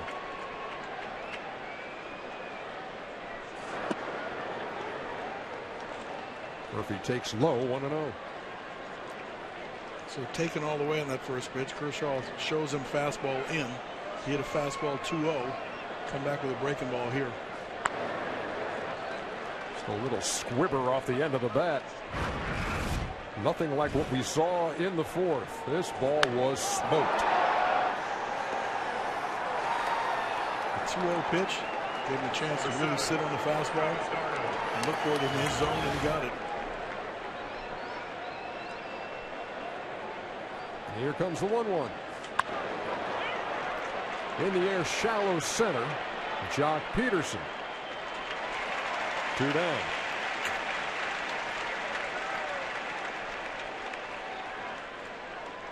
Catcher, Feliciano. Kershaw has had at least 2 strikeouts in every inning. Has not had a 1-2-3 inning, but has a chance here.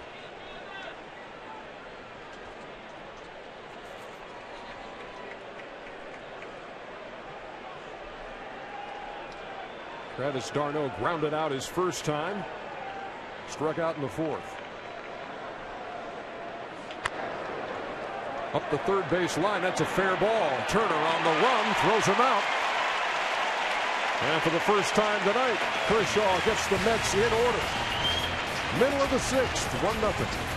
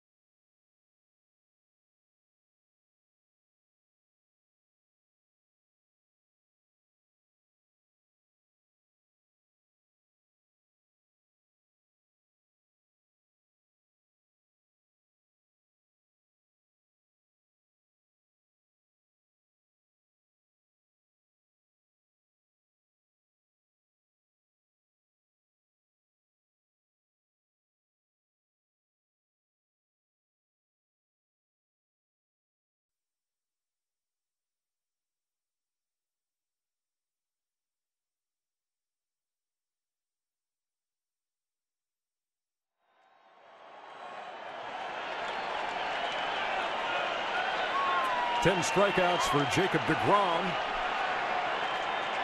A new record for a postseason debut for the Mets. He faces Adrian Gonzalez here in the bottom half of the 6th. Fly ball deep right along the line, bending foul.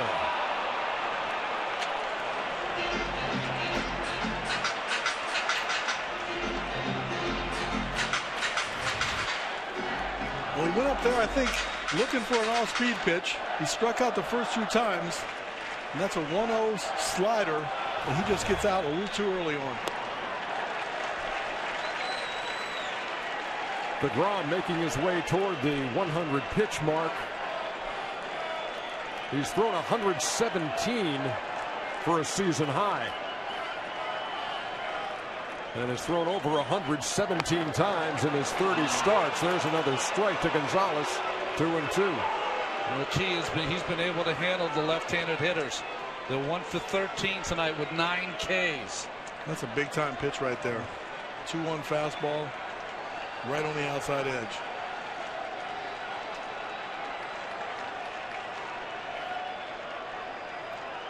Here comes the 2-2. Out of play on the left side. The guy on deck has had his way with DeGrom. Justin Turner 2 out of 2 with a single and a double.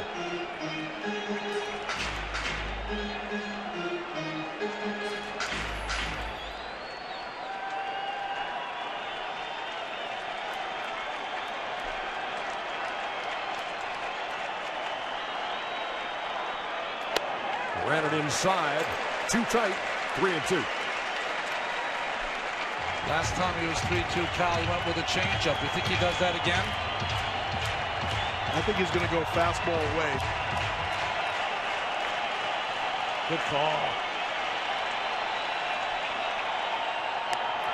And he got him swinging. That's the hat trick for Gonzalez. That's 2 times in this game. He is just on a 3-2 count, just went right after Adrian Gonzalez. I think it's possible that all 3 of his bats went to 3-2 and swung through the 3-2 pitch. I think 2 fastballs and a changeup.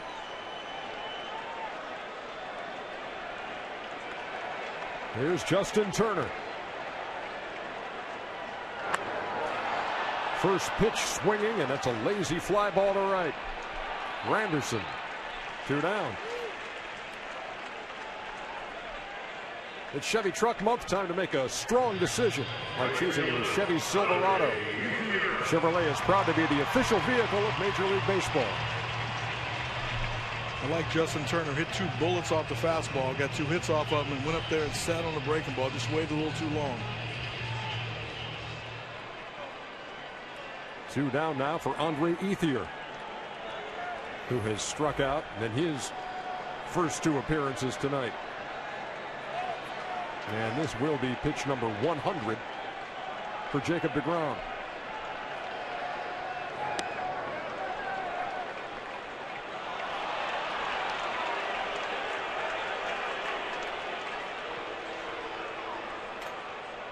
Chris Guccione with the call on the check swing by Ethier. Said that he went around.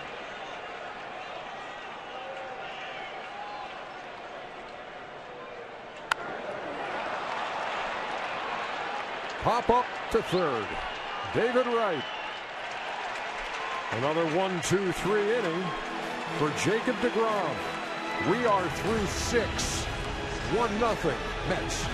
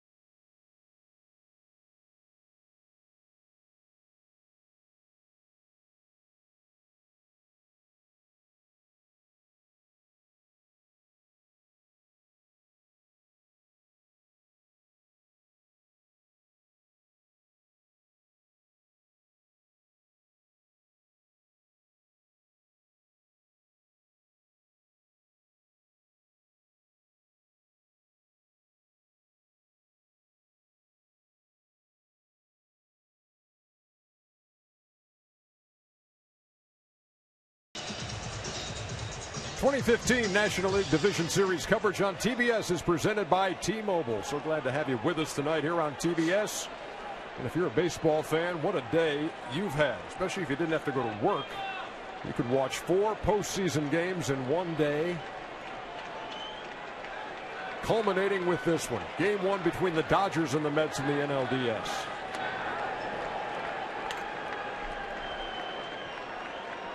Lucas Duda leading it off against Clayton Kershaw. We are in the 7th in a 1-0 game. Only 4 hits for New York, but 1 swing has made the difference so far. Daniel Murphy's solo home run.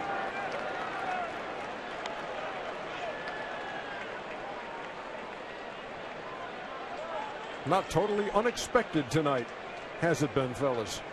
A 1-0 game as we go to the 7th.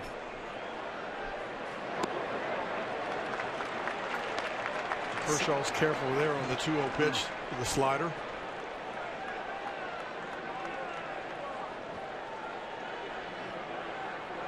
I'd let him swing 3-0. Taking 3-1. He started to first. Wright, who's been arguing all night, still arguing on Duda's behalf. On our pitch tracks, that ball's down.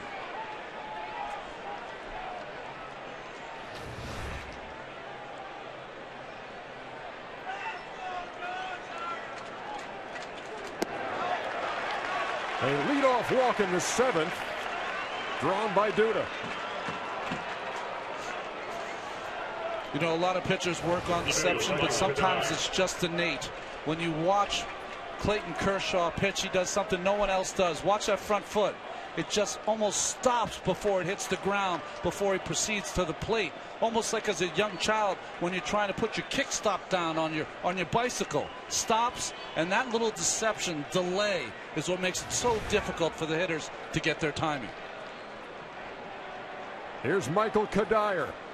Runner at first, nobody out. He takes his strike 0-1. Yeah, I can't remember any pitcher that does exactly the same, but there are some that actually push out and short arm the ball, which gives the perception of the ball getting on you faster. It's messing with your timing.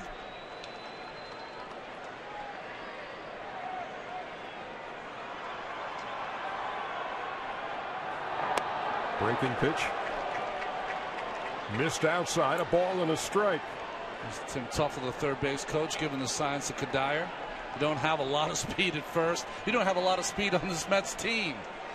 I think most of those are just decoys right now.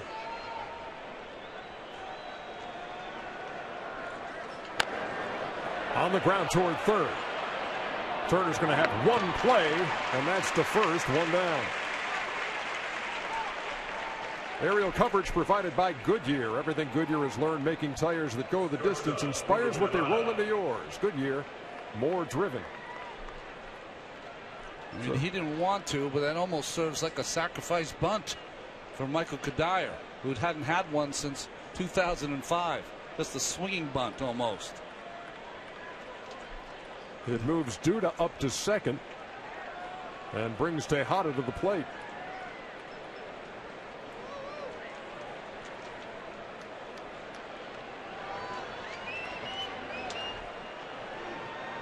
Addison Reed loosening in the Mets bullpen. Jacob DeGrom is in the on-deck circle.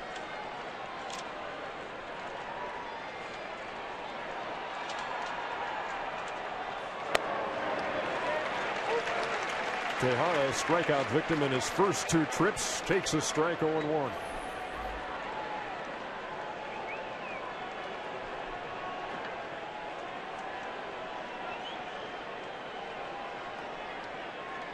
Terry Collins Mets with a 1-0 lead, trying to add on here in the 7th against Kershaw. You're in a strange predicament here. You can't pinch run for Lucas Duda. He's your best fielding first baseman. You can't pinch hit for Ruben Tejada. He's your best shortstop. Michael Kadire, who just made an out at first base, he's probably going to be replaced in the outfield as you start to get your defensive team out on the ball field.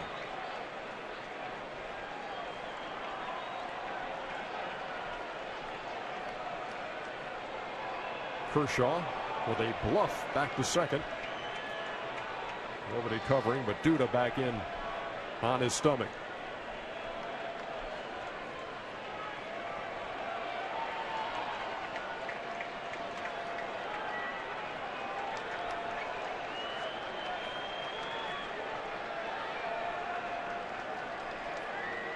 The 0-2. Stayed alive. You know, you have a hard decision to make. Did you see Baez up for the Los Angeles Dodgers with DeGrom on deck? I think for the Mets, if they think they're going to win this series, if they're going to push themselves further on in the postseason, they're going to have to ask these young pitchers to go further and further than they have all season. So you think there's a good chance he hits this inning? Yes, especially if Tejada gets on, then he can bunt.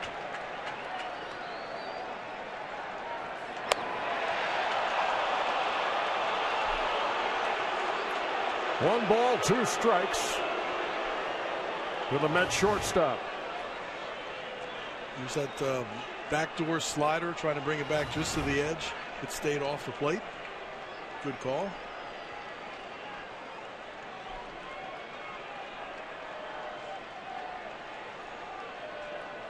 Kershaw now at the century mark. Here comes pitch number 101. And that missed. 2-2. 2009, Kershaw got roughed up by the Philadelphia Phillies, and before his next start taught himself in the bullpen at Wrigley Field how to throw a slider. A.J. Ellis says it's what took him from good pitcher to great pitcher. 3 Cy Youngs later, who's going to argue?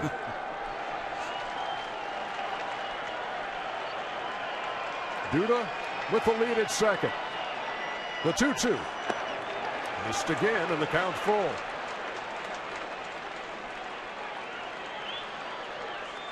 Kershaw trying to go for the punch out, pitching around the periphery of the strike zone, but Tejada not biting.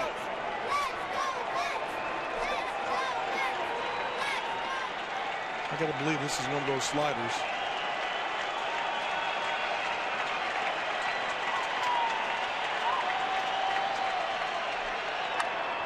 Grounded foul right over the head of Tim Tuffle, who's outside the third base coaching box, about halfway to the plate. The third base coaches will get that close because in a big situation or any situation with a guy in second, they're trying to get as far down so they can get a read on whether they want to send the runner home on a base hit. Yeah, it's to delay their decision until they see if he comes up with the ball. He's definitely going to be the eyes for the runner on second. The 3-2. Upstairs, ball 4, 2-on.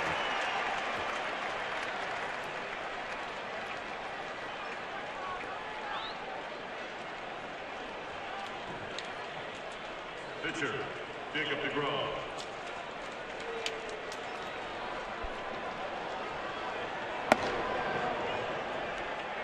So Kershaw, who had walked David Wright in the first, hadn't walked another hitter until the 7th. Now Duda and Tejada are aboard with 1 out. So you're pretty certain he's going to sack bunt here, huh? Well, he is a good hitter, and we gave you the number against left-handed pitching, but this isn't any just left-handed pitcher. You're trying to add on some runs. You've got to push these runners to second and third with a bunt. Looks like Turner's expecting it, but Agon is back behind the first base. He squares and takes 1-0. Adrian Gonzalez now creeps into the grass. Now with his pitchers in the regular season, because they're all good hitters and good athletes, a lot of runs batted in. When they've got ahead in the count, occasionally Collins lets him swing the bat. I think he should be bunting here. He lays it down. Turner will make the play and throw him out. Perfect bunt by DeGrom, and they're at second and third. Perfect bunt, and in a sacrifice situation, a perfect bunt cannot lead to a hit. So good play by Turner, playing in, coming in and making that play and getting the out. I mean, perfect execution all around. DeGrom had 4 sacrifices during the regular season, 1 here now in the post.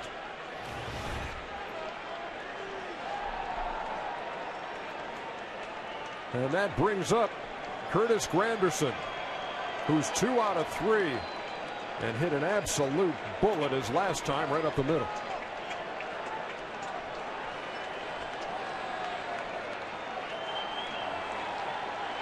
And as you saw, the one Mets starter not to strike out tonight against Clayton Kershaw. Huge moment here. Runners at second and third.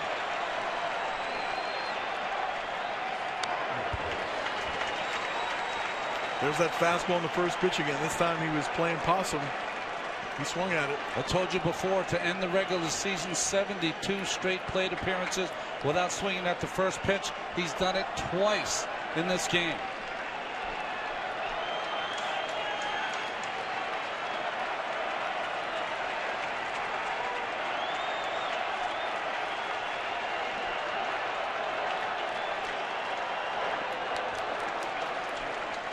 Ball and a strike. And very important too with A.J. Ellis back there with a runner at third to knock everything down. Kept that in front with Duda at third and Tejada at second.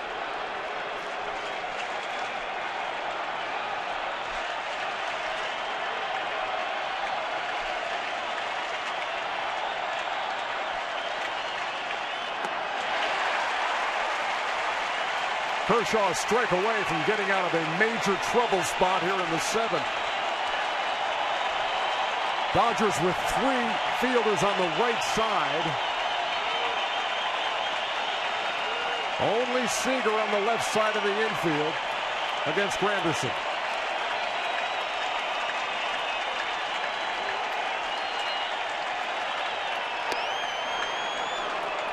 Two and two. He hadn't been at 95 until the last 2 pitches.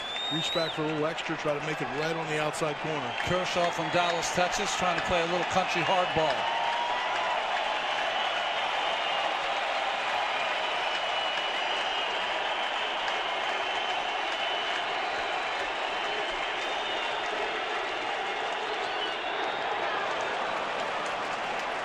Full count, 3 and 2. Curtis Granderson is really picking up the ball well. Didn't flinch on that breaking ball. And I think with first base open in this kind of ball game where the Dodgers are trailing by 1 with right up, and he's pitched pretty well against right, don't expect a fastball if you're Granderson. Might not be coming. Here comes the 3-2. Stays alive.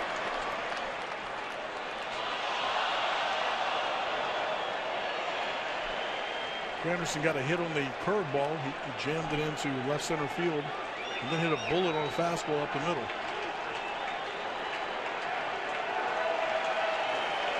Kershaw has walked a couple here in the 7th. This will be his 25th pitch.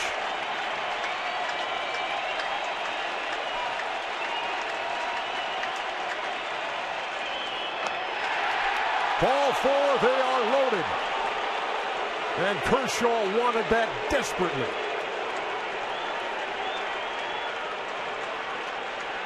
Boy, if you're the pitching coach, Rick Honeycutt, you know that you have one of the more elite guys out there. But it'd be a nice time to go out and give him a blow. That's a tough at-bat. He went after Granderson. Wright's up next. And here comes Mattingly.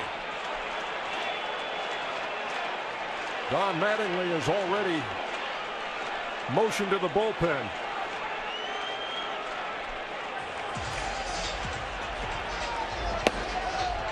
And Pedro Baez will walk into a bases loaded situation here in the 7th inning in a 1-0 game. We'll be back.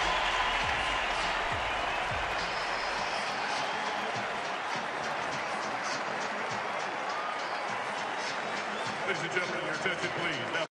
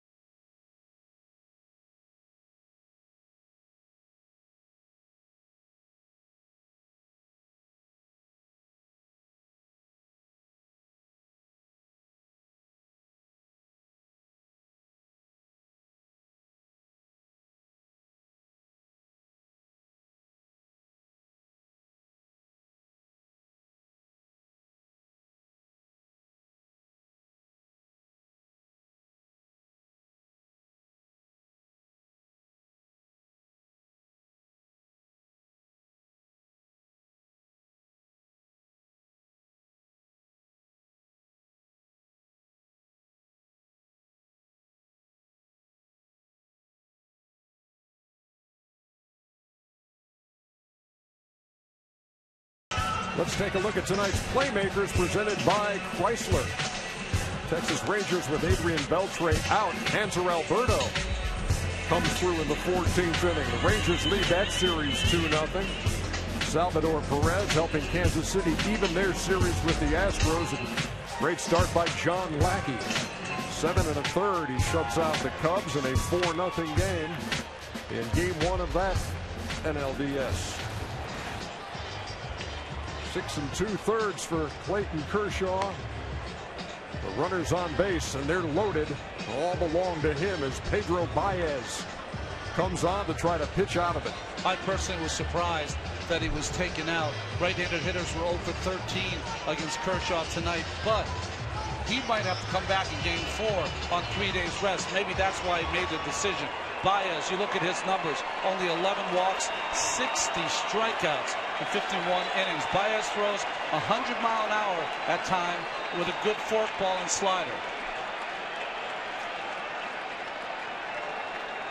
There you see the runners. David Wright at the plate. Wright, the only Met who was here in 2006. Last time they were in the playoffs, and they swept the Dodgers 3-0 in the NLDS. And I don't believe Wright has ever faced Baez. Advantage to the pitcher.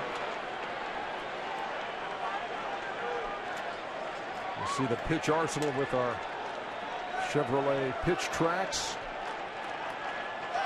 No place to put David Wright. With a Met on every base and 2 out here in the 7th in a 1-0 game, and that's inside. 2 balls and no strikes. First batters faced this season by Baez, his only Achilles heel, 320. Davis had a chance to see 2 fastballs, both for balls. I'm sure he'll be laying for a fastball right here. He's walked tonight. He's struck out twice. He hits with the bases loaded.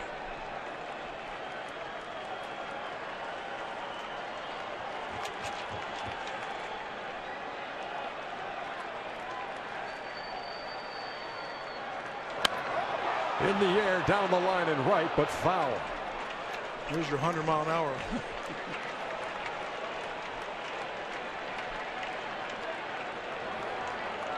Bearded J.P. Howell, the veteran left-hander, in the Dodger pen.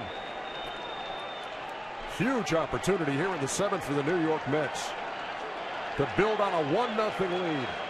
Take advantage of 3 walks by Clayton Kershaw, whose night is over after 6 2/3.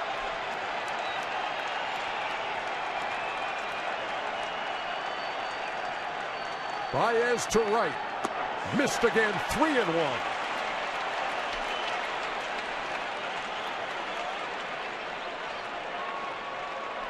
You know, we always talk about the starting pitchers coming into this game and the nerves that you have to battle. How about this young man coming into this situation? Never probably pictured that he'd be coming in with the bases loaded. Put yourself in David Wright's shoes, Cal. You want to get a pitch. He laid off the first 2. Wants to make sure it's out over the plate where his strengths are.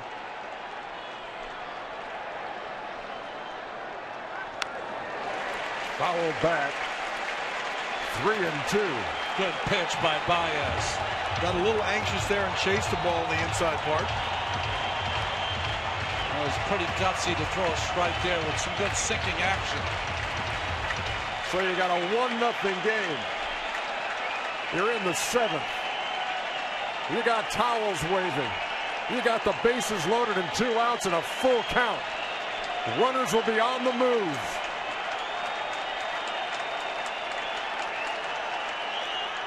Line drive up the middle, base hit. Tejada's going to score. 2-run score for the Mets. And David Wright, the captain, comes up big here in the 7th. It's a 3-0 game.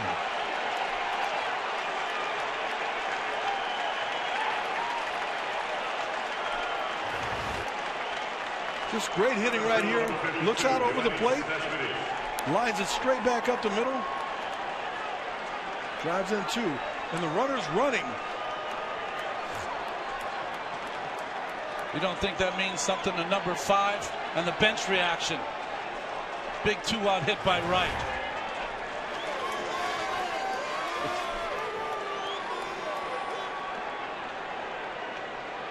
The New York Mets with a 3-0 lead now, and runners at the corners for Cespedes.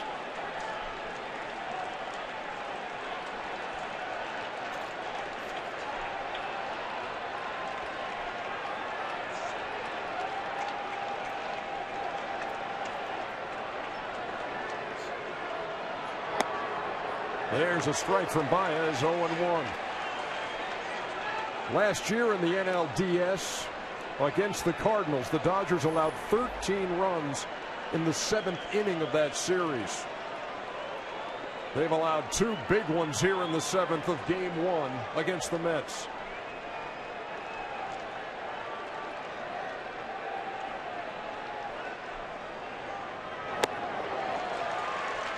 Oh, and 2.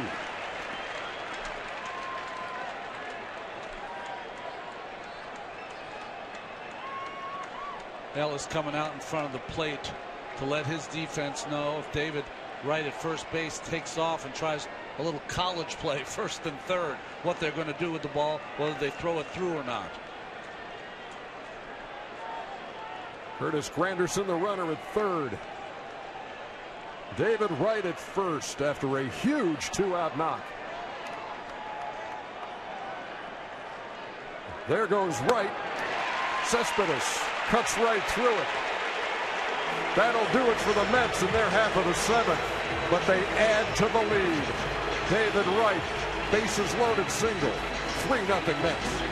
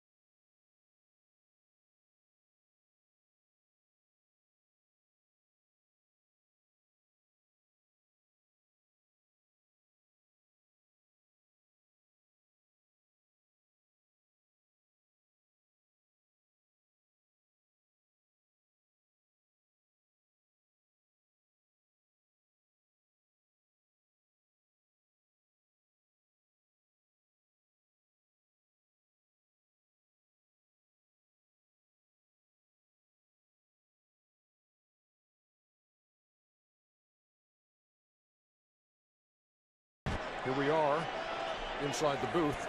Some Game 1 here between the Dodgers and the Mets as we go to the bottom half of the 7th inning. And fellas, David Wright just coming through after they're able to get to Kershaw, work 3 walks, load the bases, get into the pen, and now it's 3-0. Well, I mean, David Wright's a good RBI guy. Was patient enough to get ahead in the count and then pick a pitch where he can drive the ball up the middle. So big hit. 3 walks. It's still, we're still questioning whether you would have left Kershaw in the ball game or not, because I think he pitched around or just didn't want to give in, and he felt comfortable with the matchup with Wright. You saw those defensive changes. That's what the Mets usually do. Juan Lagares goes to center field. Cespedes moves over to left. But I think even more importantly, Cal, you're talking about the captain of the team that really saw the mortality of his career flashing before his eyes. He didn't know if he'd ever play for this team again, ever be back on the baseball diamond again, and got him back in August, and he gets this hit now. DeGrom goes full on A.J. Ellis, who leads off here in the bottom half of the 7th inning.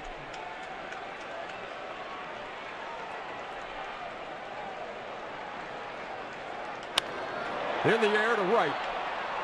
Granderson over. Lagares over. Lagares, the Gold Glover a year ago, calls him off, and that's out number 1.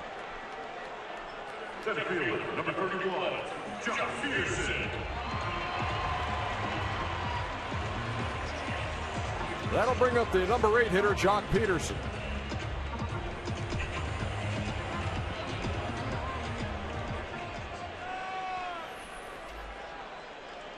Chase Utley has grabbed the bat. He's in the on-deck circle.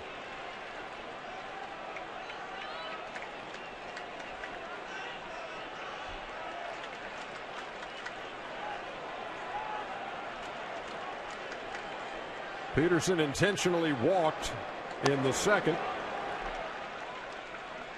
Flied out to left in the 4th.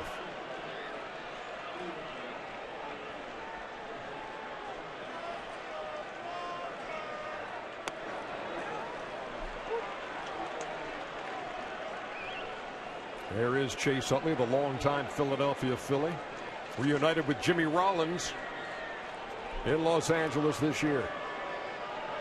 Peterson wants time.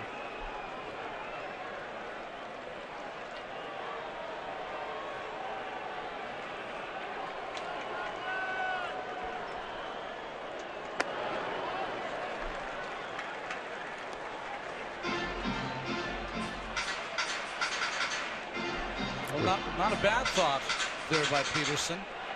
Dodgers need some base runners. He had Tejada charging. Tejada the only Met on the left side of the infield.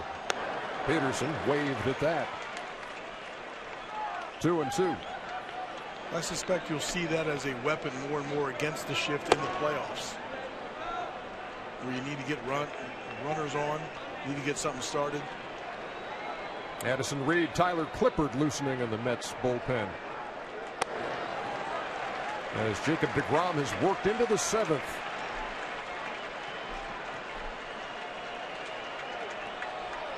We said before, 117 was his high this year.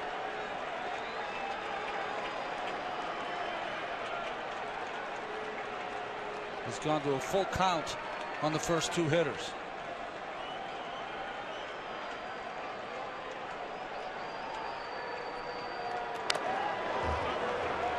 Right off the mask of Darno. Still maintaining 97 in the 7th.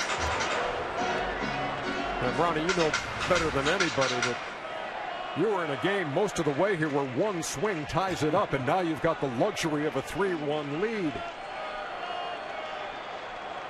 Got to go after him. Fouled back. And we'll do it again. Sometimes the score dictates how you pitch. And 3-2 in the regular season in a closer game with all the home runs, 26 that Peterson hit, you might have to be more careful with him. But here you try to pitch him away. You hope he hits it to the biggest part of the park and that it stays in the ballpark.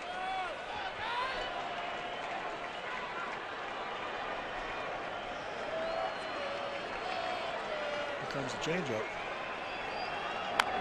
Off the end of the bat, stays alive. Or you should really forget about what I said. Totally wrong. I found out over the years there's less and less guys that actually pitch to the game situation. They want to stay with what they think they can get people out, regardless of the score.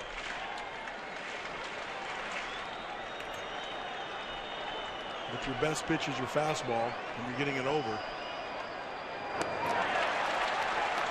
He got him. 2 up and 2 down. Some of the sights and sounds here of game 1. What was that first pitch? That was a good swing right there. Ooh, that was if I would have been here, trying to get that hole.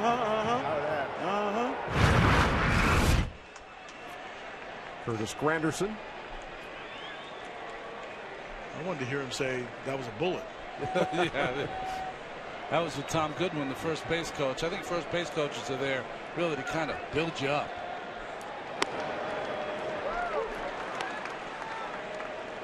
Well, here's Chase Utley on the pinch hit with 2 down in the 7th.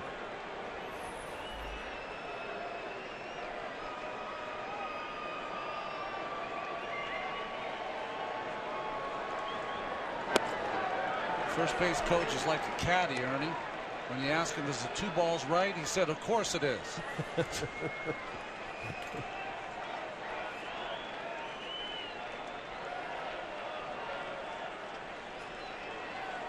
Utley played 34 games in the Dodger uniform. 202, 3 home runs, 9 runs batted in. And he's behind 1-2.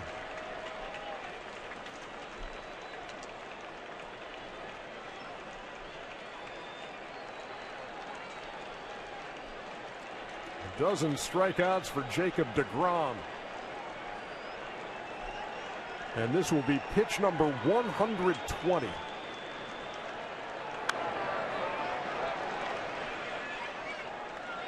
I don't know why, Cal, but I always find it awkward when I watch a player that's one of the best players of his generation then become a bench player. It's just strange to see. But it happens to everyone. I would never really begrudge him for staying in the game. No. He's still competing for that spot and still has a little bit left in his tank. 13 strikeouts for Jacob DeGrom. We are through 7 innings, and the Mets lead game 1, 3-0.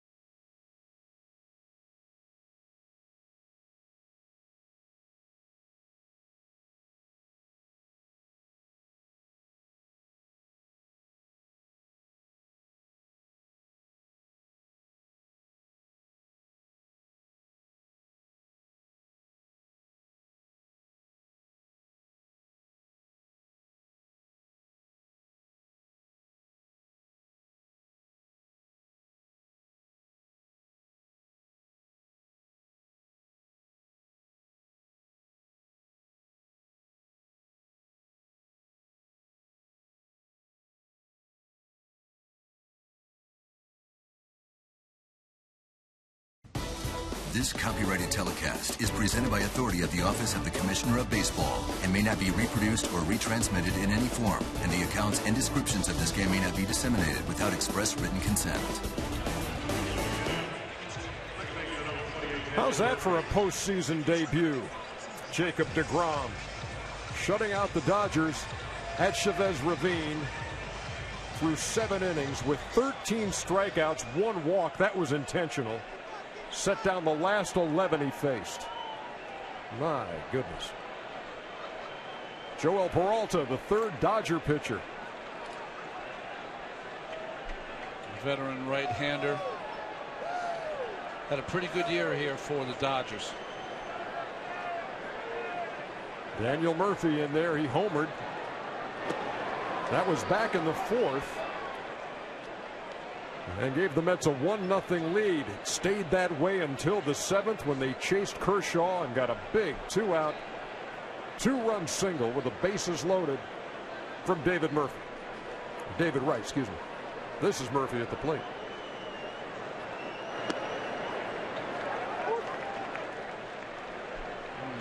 That's a problem for Peralta. You saw those 6 home runs given up in limited innings.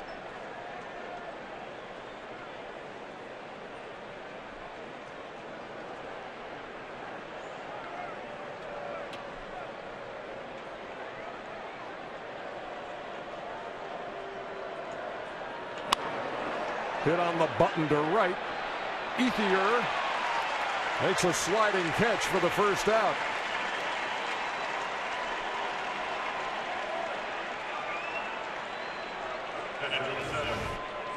It's a sinking line drive. Ethier comes in and makes a nice shoestring catch. One of the harder ones to read is one right at you.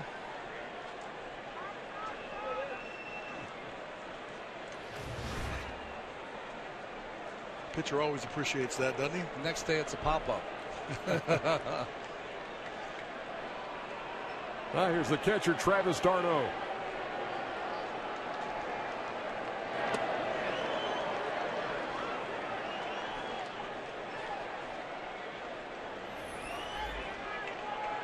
We talked about that opportunity to play in this ballpark, close to where he grew up.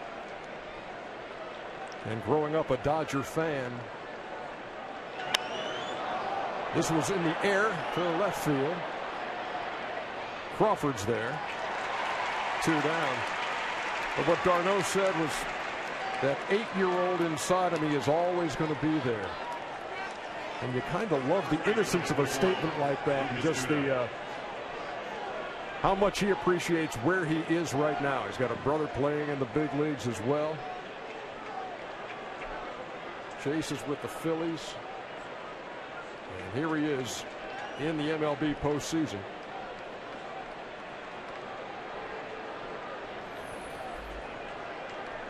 Peralta gets the first 2, and here's Duda. He got things started in the 7th inning when he drew a walk from Kershaw. That Kershaw walked 3 that inning. And with the bases loaded, his night was done. Pedro Baez came on, and David Wright greeted him with the 2-run single.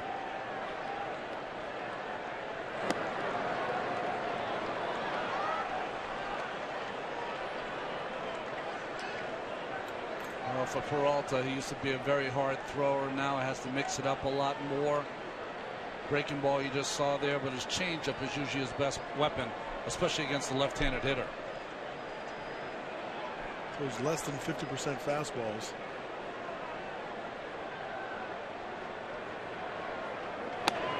Duda way out in front on the changeup.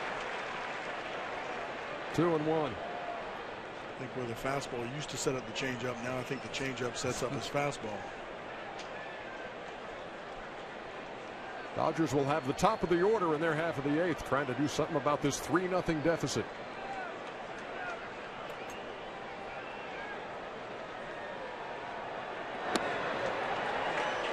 Count even, 2 balls and 2 strikes.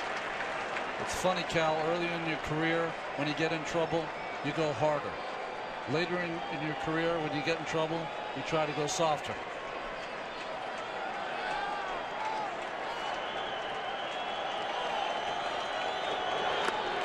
There's a quick pitch right there. 1-2-3 inning for Peralta. Tyler Clifford on in relief when we come back.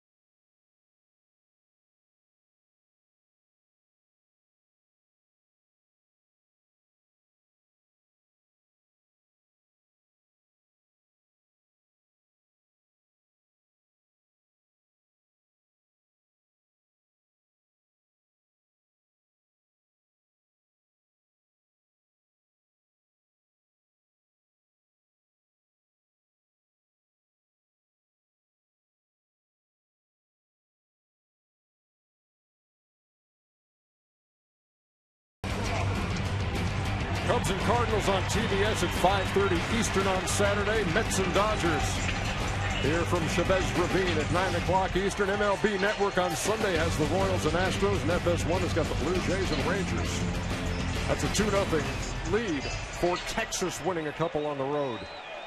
Tyler Clifford comes in, only 1 run given up in 6 innings of work with 7 strikeouts, all of those with the Nationals.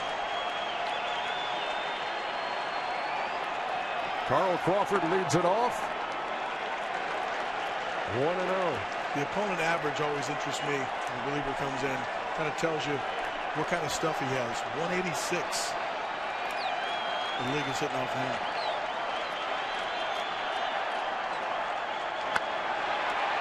To right field.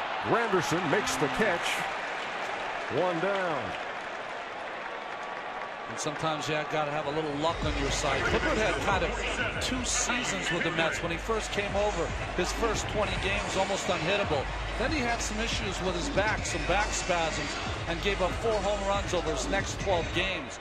But this time off usually can help not only the players, but the pitchers also. Yeah, that minuscule ERA in those first 20, 0.46, and then 7.11 from September 6th on. But he certainly made a great first impression. You know, Clifford, if you're matching up, Crawford was 2 for 3 with a homer on him. He hit the ball hard to right field. Kendrick is 2 for 3 off of him. So 2 guys that have seen him pretty good so far.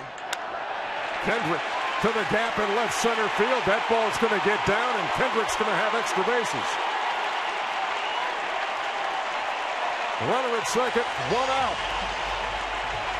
And here comes the kid.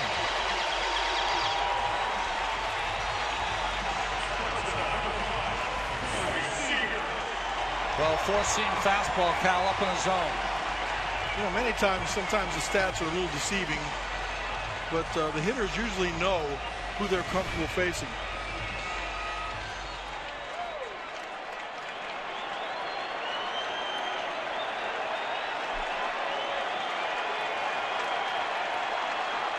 Seager has a ground rule double on a ball that Kadire had trouble with right on the line. He's also struck out twice. Darnell right out to see Clifford. The one thing I've seen from Clifford that's a little different from his time when he did his best work with the Nationals, his fastball hasn't had as much zip on it upstairs. His changeup has still been good, but if you don't have the fastball to work off of, sometimes not as effective. Well, he had 32 saves back in 2012 for the Nats.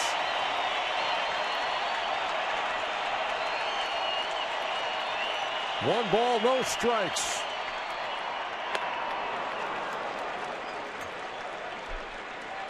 Any kind of trouble that Clifford gets in.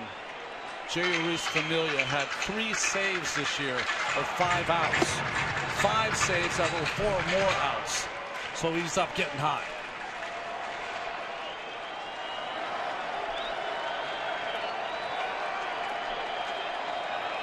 Kendrick with a lead at second. Tejada right behind him.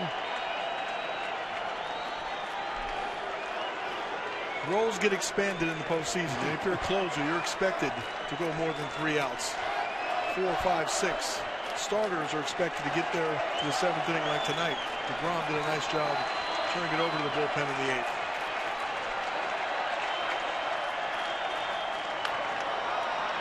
In the air, shallow right. Murphy back and calling, squeezes it for the second out. First baseman, number 23, Adrian Gonzalez. Big out for Clifford right there. You know, when you're talking about multiple saves, as you see this fastball jam Seager, you're right, Cal. The old adage from managers in the postseason, hey, this is how we've done it all season long, that's been thrown out the window. You do whatever you can to win tonight's game. Figure out tomorrow. And you bring that up in a ballpark where a couple of years ago, the Atlanta Braves trying to force a Game 5 back in Atlanta with the lead in the 8th inning. Craig Kimbrell warming up, didn't go to him. Juan Uribe made him pay with a game-winning home run in the 8th. And you still remember the sight of Kimbrell, arms folded, looking back on the field as Uribe circled the bases. It was like he threw down the rosin bag and was mouthing, "You guys know I'm ready, right?"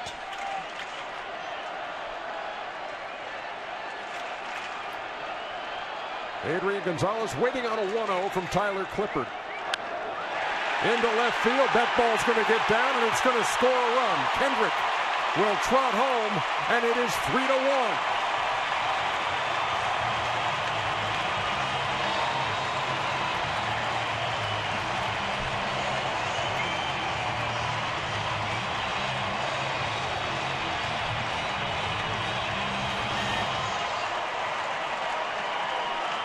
Like a changeup out over the plate. God likes to stay on the ball, go to the opposite field in RBI situations. Lines it down the left field line. Drives in Kendrick. I think he was really happy to get DeGrom out of the game.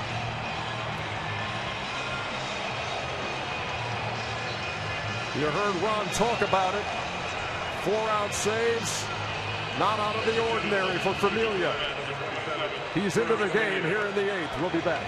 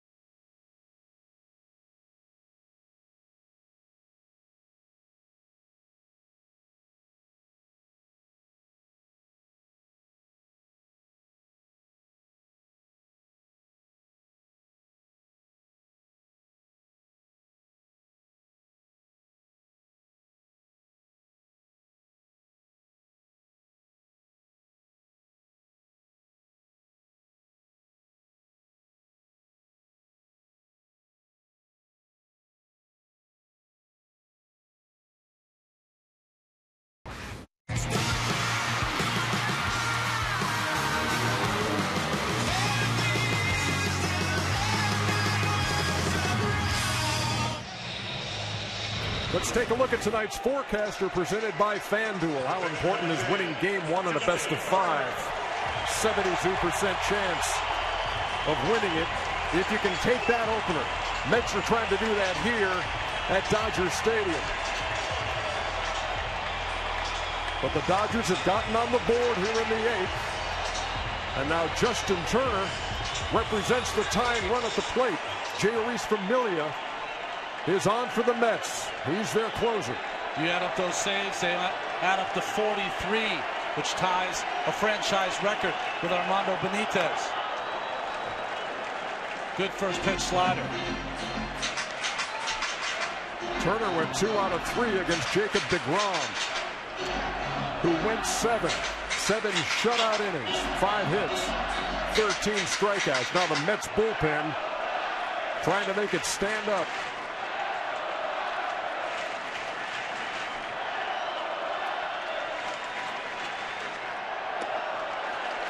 We talked earlier about Curtis Granderson didn't know till 4 hours before the first game that he was going to be the leadoff hitter for this Mets team. Well, Jeurys Familia is to see Kelly Johnson, who came into second base, Murph over to first. Familia didn't know he was going to be the closer till his good friend Henry Mejia was suspended in April. PED use put him on the shelf. 1 ball, 1 strike.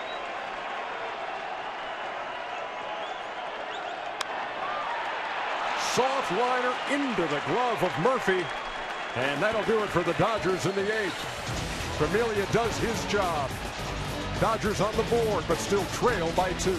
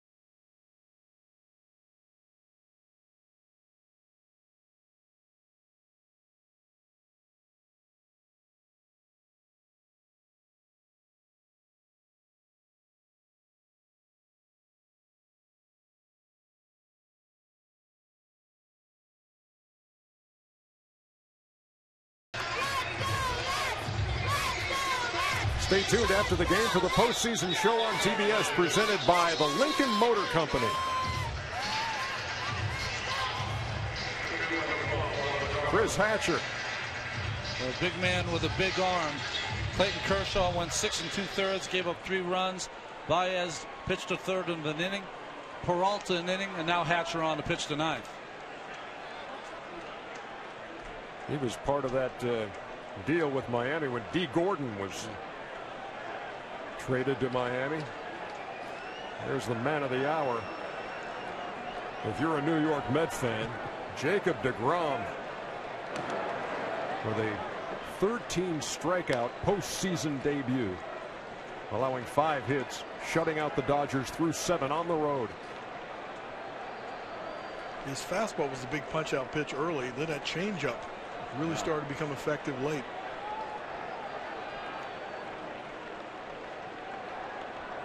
Juan Lagares on the ground is short. Seager, low throw, but Adrian Gonzalez is so solid over there, and he made that pick easily. Well, it was just a thing of beauty to watch DeGrom tonight, having to go up against Kershaw and throw zeros. He had the fastball up early.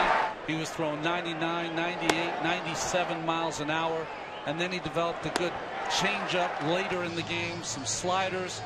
We talk about the records in postseason now, postseason debut. No one struck out more in the postseason than Tom Seaver and Jacob DeGrom with 13. That's doing something. I will say, here's Ruben Tejada.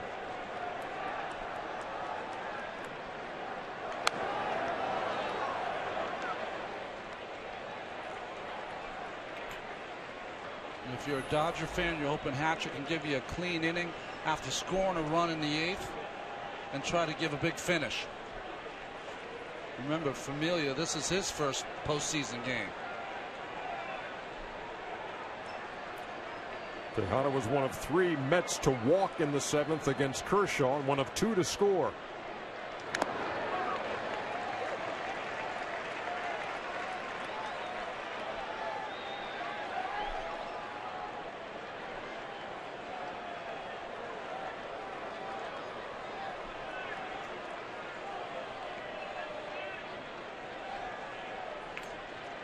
Hatcher ahead in the count. No balls and 2 strikes.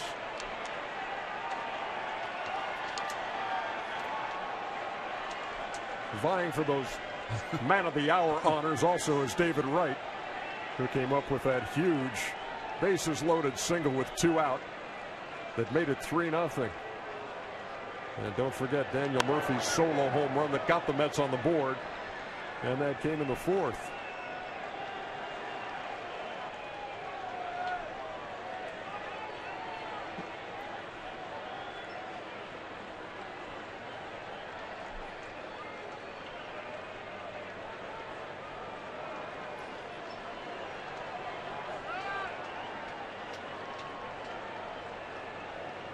The 0-2 from Hatcher to Tejada, and he struck him out. 3rd time Tejada has been a strikeout victim on the night. There's a lot of Ks on the scorebook tonight. I was just thinking, a lot of scoring opportunities. This is just a hard fastball, a little up in the strike zone. Ernie, check my math. 27. Yeah, that's 14 on 14 Mets who have gone down. 13 on the other side. You're the guy who went to Yale. You're asking me to check your math. What's wrong with this picture? Here's Kelly Johnson. I was looking forward to seeing Seager play shortstop tonight, and then he didn't get any plays until just that last one, and his arm wasn't loose because he had no reps. A lot of strikeouts.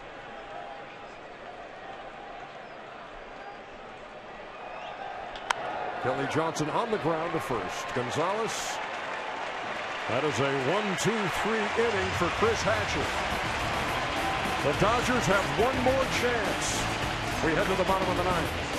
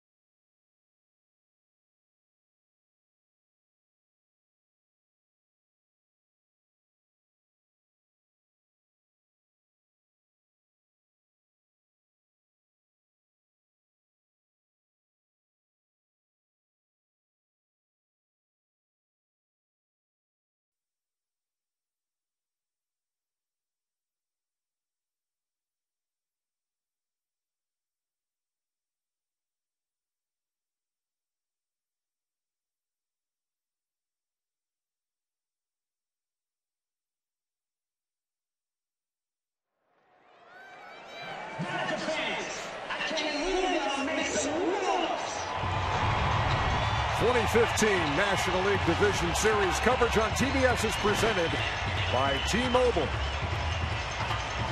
Last chance for the Los Angeles Dodgers in Game 1. They trailed 3-1. Jayuris Familia, who came on and got the last out of the 8th. Back out there to look for a 4-out save. To tell you how different it is in the postseason, the best reliever of all time, Mariano Rivera, had 652 saves. Only 11 of those in the regular season came on 4 or more outs. 31 of his 42 saves in the postseason were 4 or more outs. You really can't do that during the regular season by playing every single day. And Mariano was the best, period, but the best in the playoffs. Okay, we've had a beach ball earlier. We've got a hat now on the warning track. I like that center fielder Lagares is saying, you know, you get it. I'm not getting it. You know, the off days allow you to kind of keep people fresh in the bullpen. The season does not allow you to do that. Andre Ethier will lead off. I see Jimmy Rollins with a bat. He's in the on-deck circle. He would pinch hit for A.J. Ellis.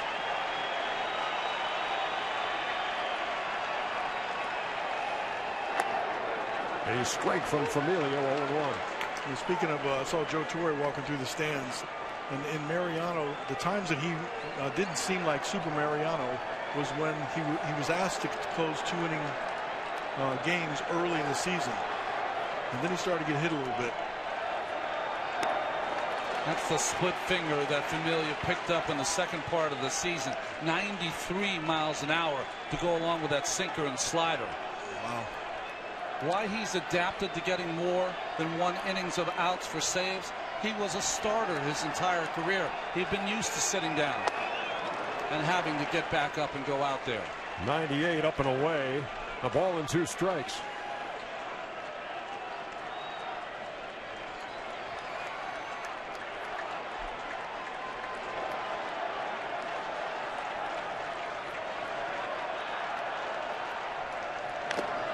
He just did get a piece. And that's the split right there. That's the split. 94.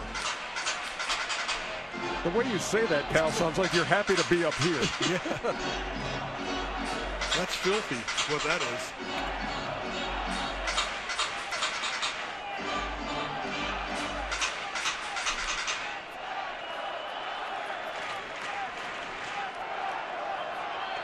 Adrian Gonzalez and the Dodgers hoping for some 9th-inning magic. Here in Game 1, down 3-1. Here it comes again.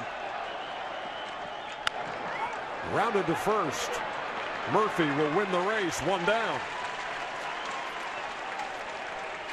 Well, he's got a hard sinker, and that split finger, when it's down, there's nothing you can do except hit it on the ground.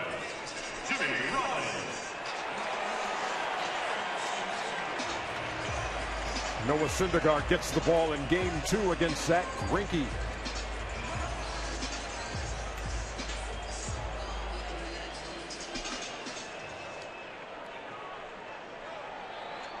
Well, Greinke's had an amazing year this year. Rollins pitch hitting here for A.J. Ellis. Dodgers need a base runner. You got Peterson on deck who can hit the ball a mile. Down 2. You see his average. He didn't have a good regular season, but he always has a good regular season against the Mets. And quickly Familia jumping out 0-2.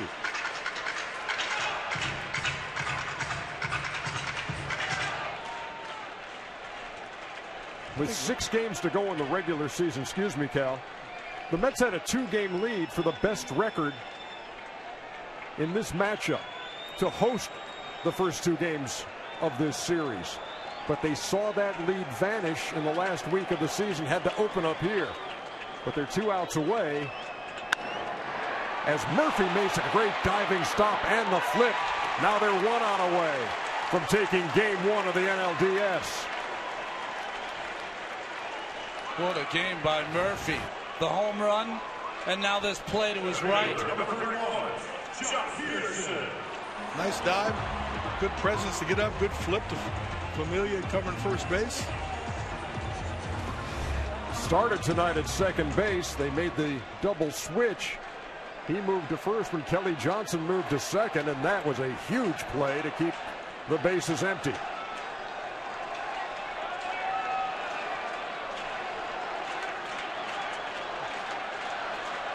With Peterson up, you've got to have a defense that takes the bunt away. With a 2-run lead, you have to. Tejada's got to come in more at third base. Right at the edge of the grass, still in the dirt, with 3 Met infielders on the right side.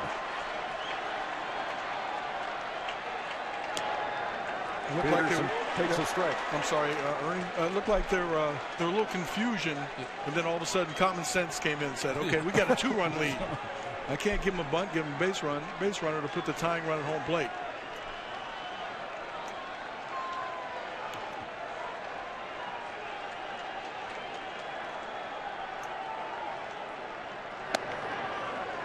Count even, a ball and a strike. Yasmani Grandal has a bat, and he's in the on-deck circle.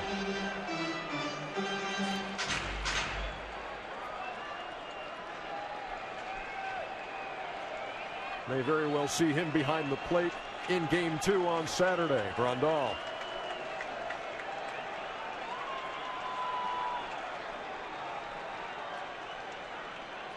Here comes the 1-1. Fouled off at the plate, and the Mets are a strike away.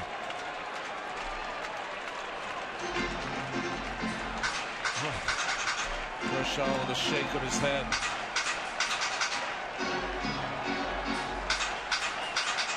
Strike away from Kershaw, falling to 1-6 in his postseason career.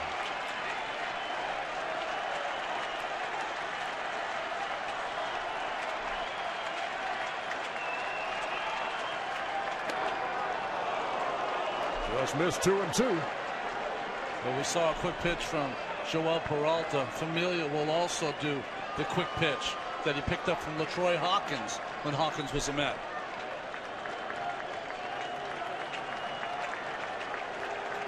Shakes off the sinker.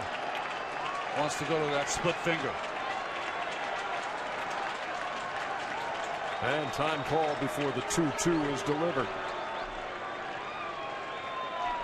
You can see it in his glove. You can see a little space between his fingers and the grip. He must not split his fingers too wide to throw 94. Nibbled at the corner and missed, and the count is full.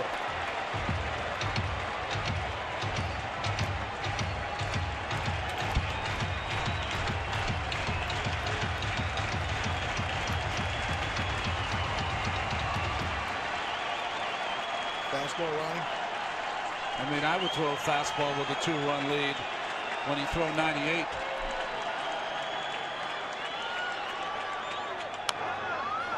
Tapper fielded by Familia, and that is game 1. The New York Mets, in their first postseason game since 2006, hit the road to Dodger Stadium and take game 1, 3-1.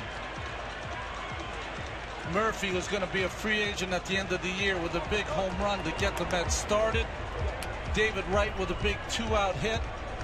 And Jacob DeGrom, what do you say? 13 punch-outs over 7 innings. A lot of head shaking by the hitters tonight's game. Not a lot of scoring opportunities, but David Wright came up big with that base hit with the bases loaded. Kershaw got himself in trouble with the 3 walks, and they took advantage of it.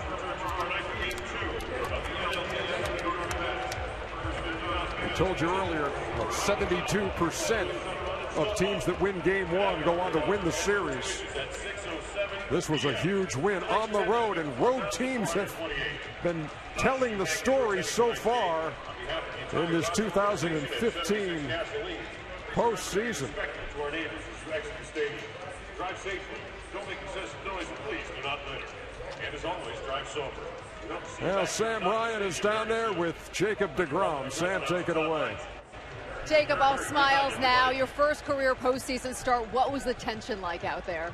There was a lot of tension, you know, and I knew they had Kershaw going, and I knew it would be a close game. So I was trying to get early outs, and I look up in the second inning, and my pitch count was way up. And from then on out, I tried to just get strike one and go from there. It was getting up there, but then the 5th, the 6th, the 7th, you worked a lot quicker. What was the difference for you? I think just mixing it up a little more, you know, trying to get quick outs, and I got a few ground balls and a couple pop-ups on first pitches. So when Clayton Kershaw is sending them down just as well, how much does that fuel you? It fuels me a lot, you know, seeing what he's doing over there, and I'm just trying to match what he's doing. So that was my whole goal tonight. Okay, so 13 strikeouts, 3 of them Adrian Gonzalez. The third time, we go to the 6th, 3-2 count. What's your thought process? Make a good pitch. Don't leave something over the plate that he can hit. You know, I think he's got 2 home runs off me, so I just didn't want that to happen. So I was just trying to make a good pitch in the 3-2 count and try to get a ground ball, really, is what my goal was there. Congratulations, Jacob. Thank you very much. Back to you guys. When we arrived at the ballpark today, it was 100 degrees. We said, think cool thoughts. You know what a cool thought is? Jason DeGrom. That is a cool customer in winning his postseason debut and giving the Mets the early advantage in this best-of-5. Our final score, Mets 3, Dodgers 1. For Ron Darling, for Cal Ripken, Sam Ryan, and the rest of the crew, Ernie Johnson saying good night from Los Angeles. TBS is your home for the National League postseason. Following a quick break, stay tuned for the postseason show on TBS presented by the Lincoln Motor Company. Game 1 in the books. The Mets up in this best-of-5.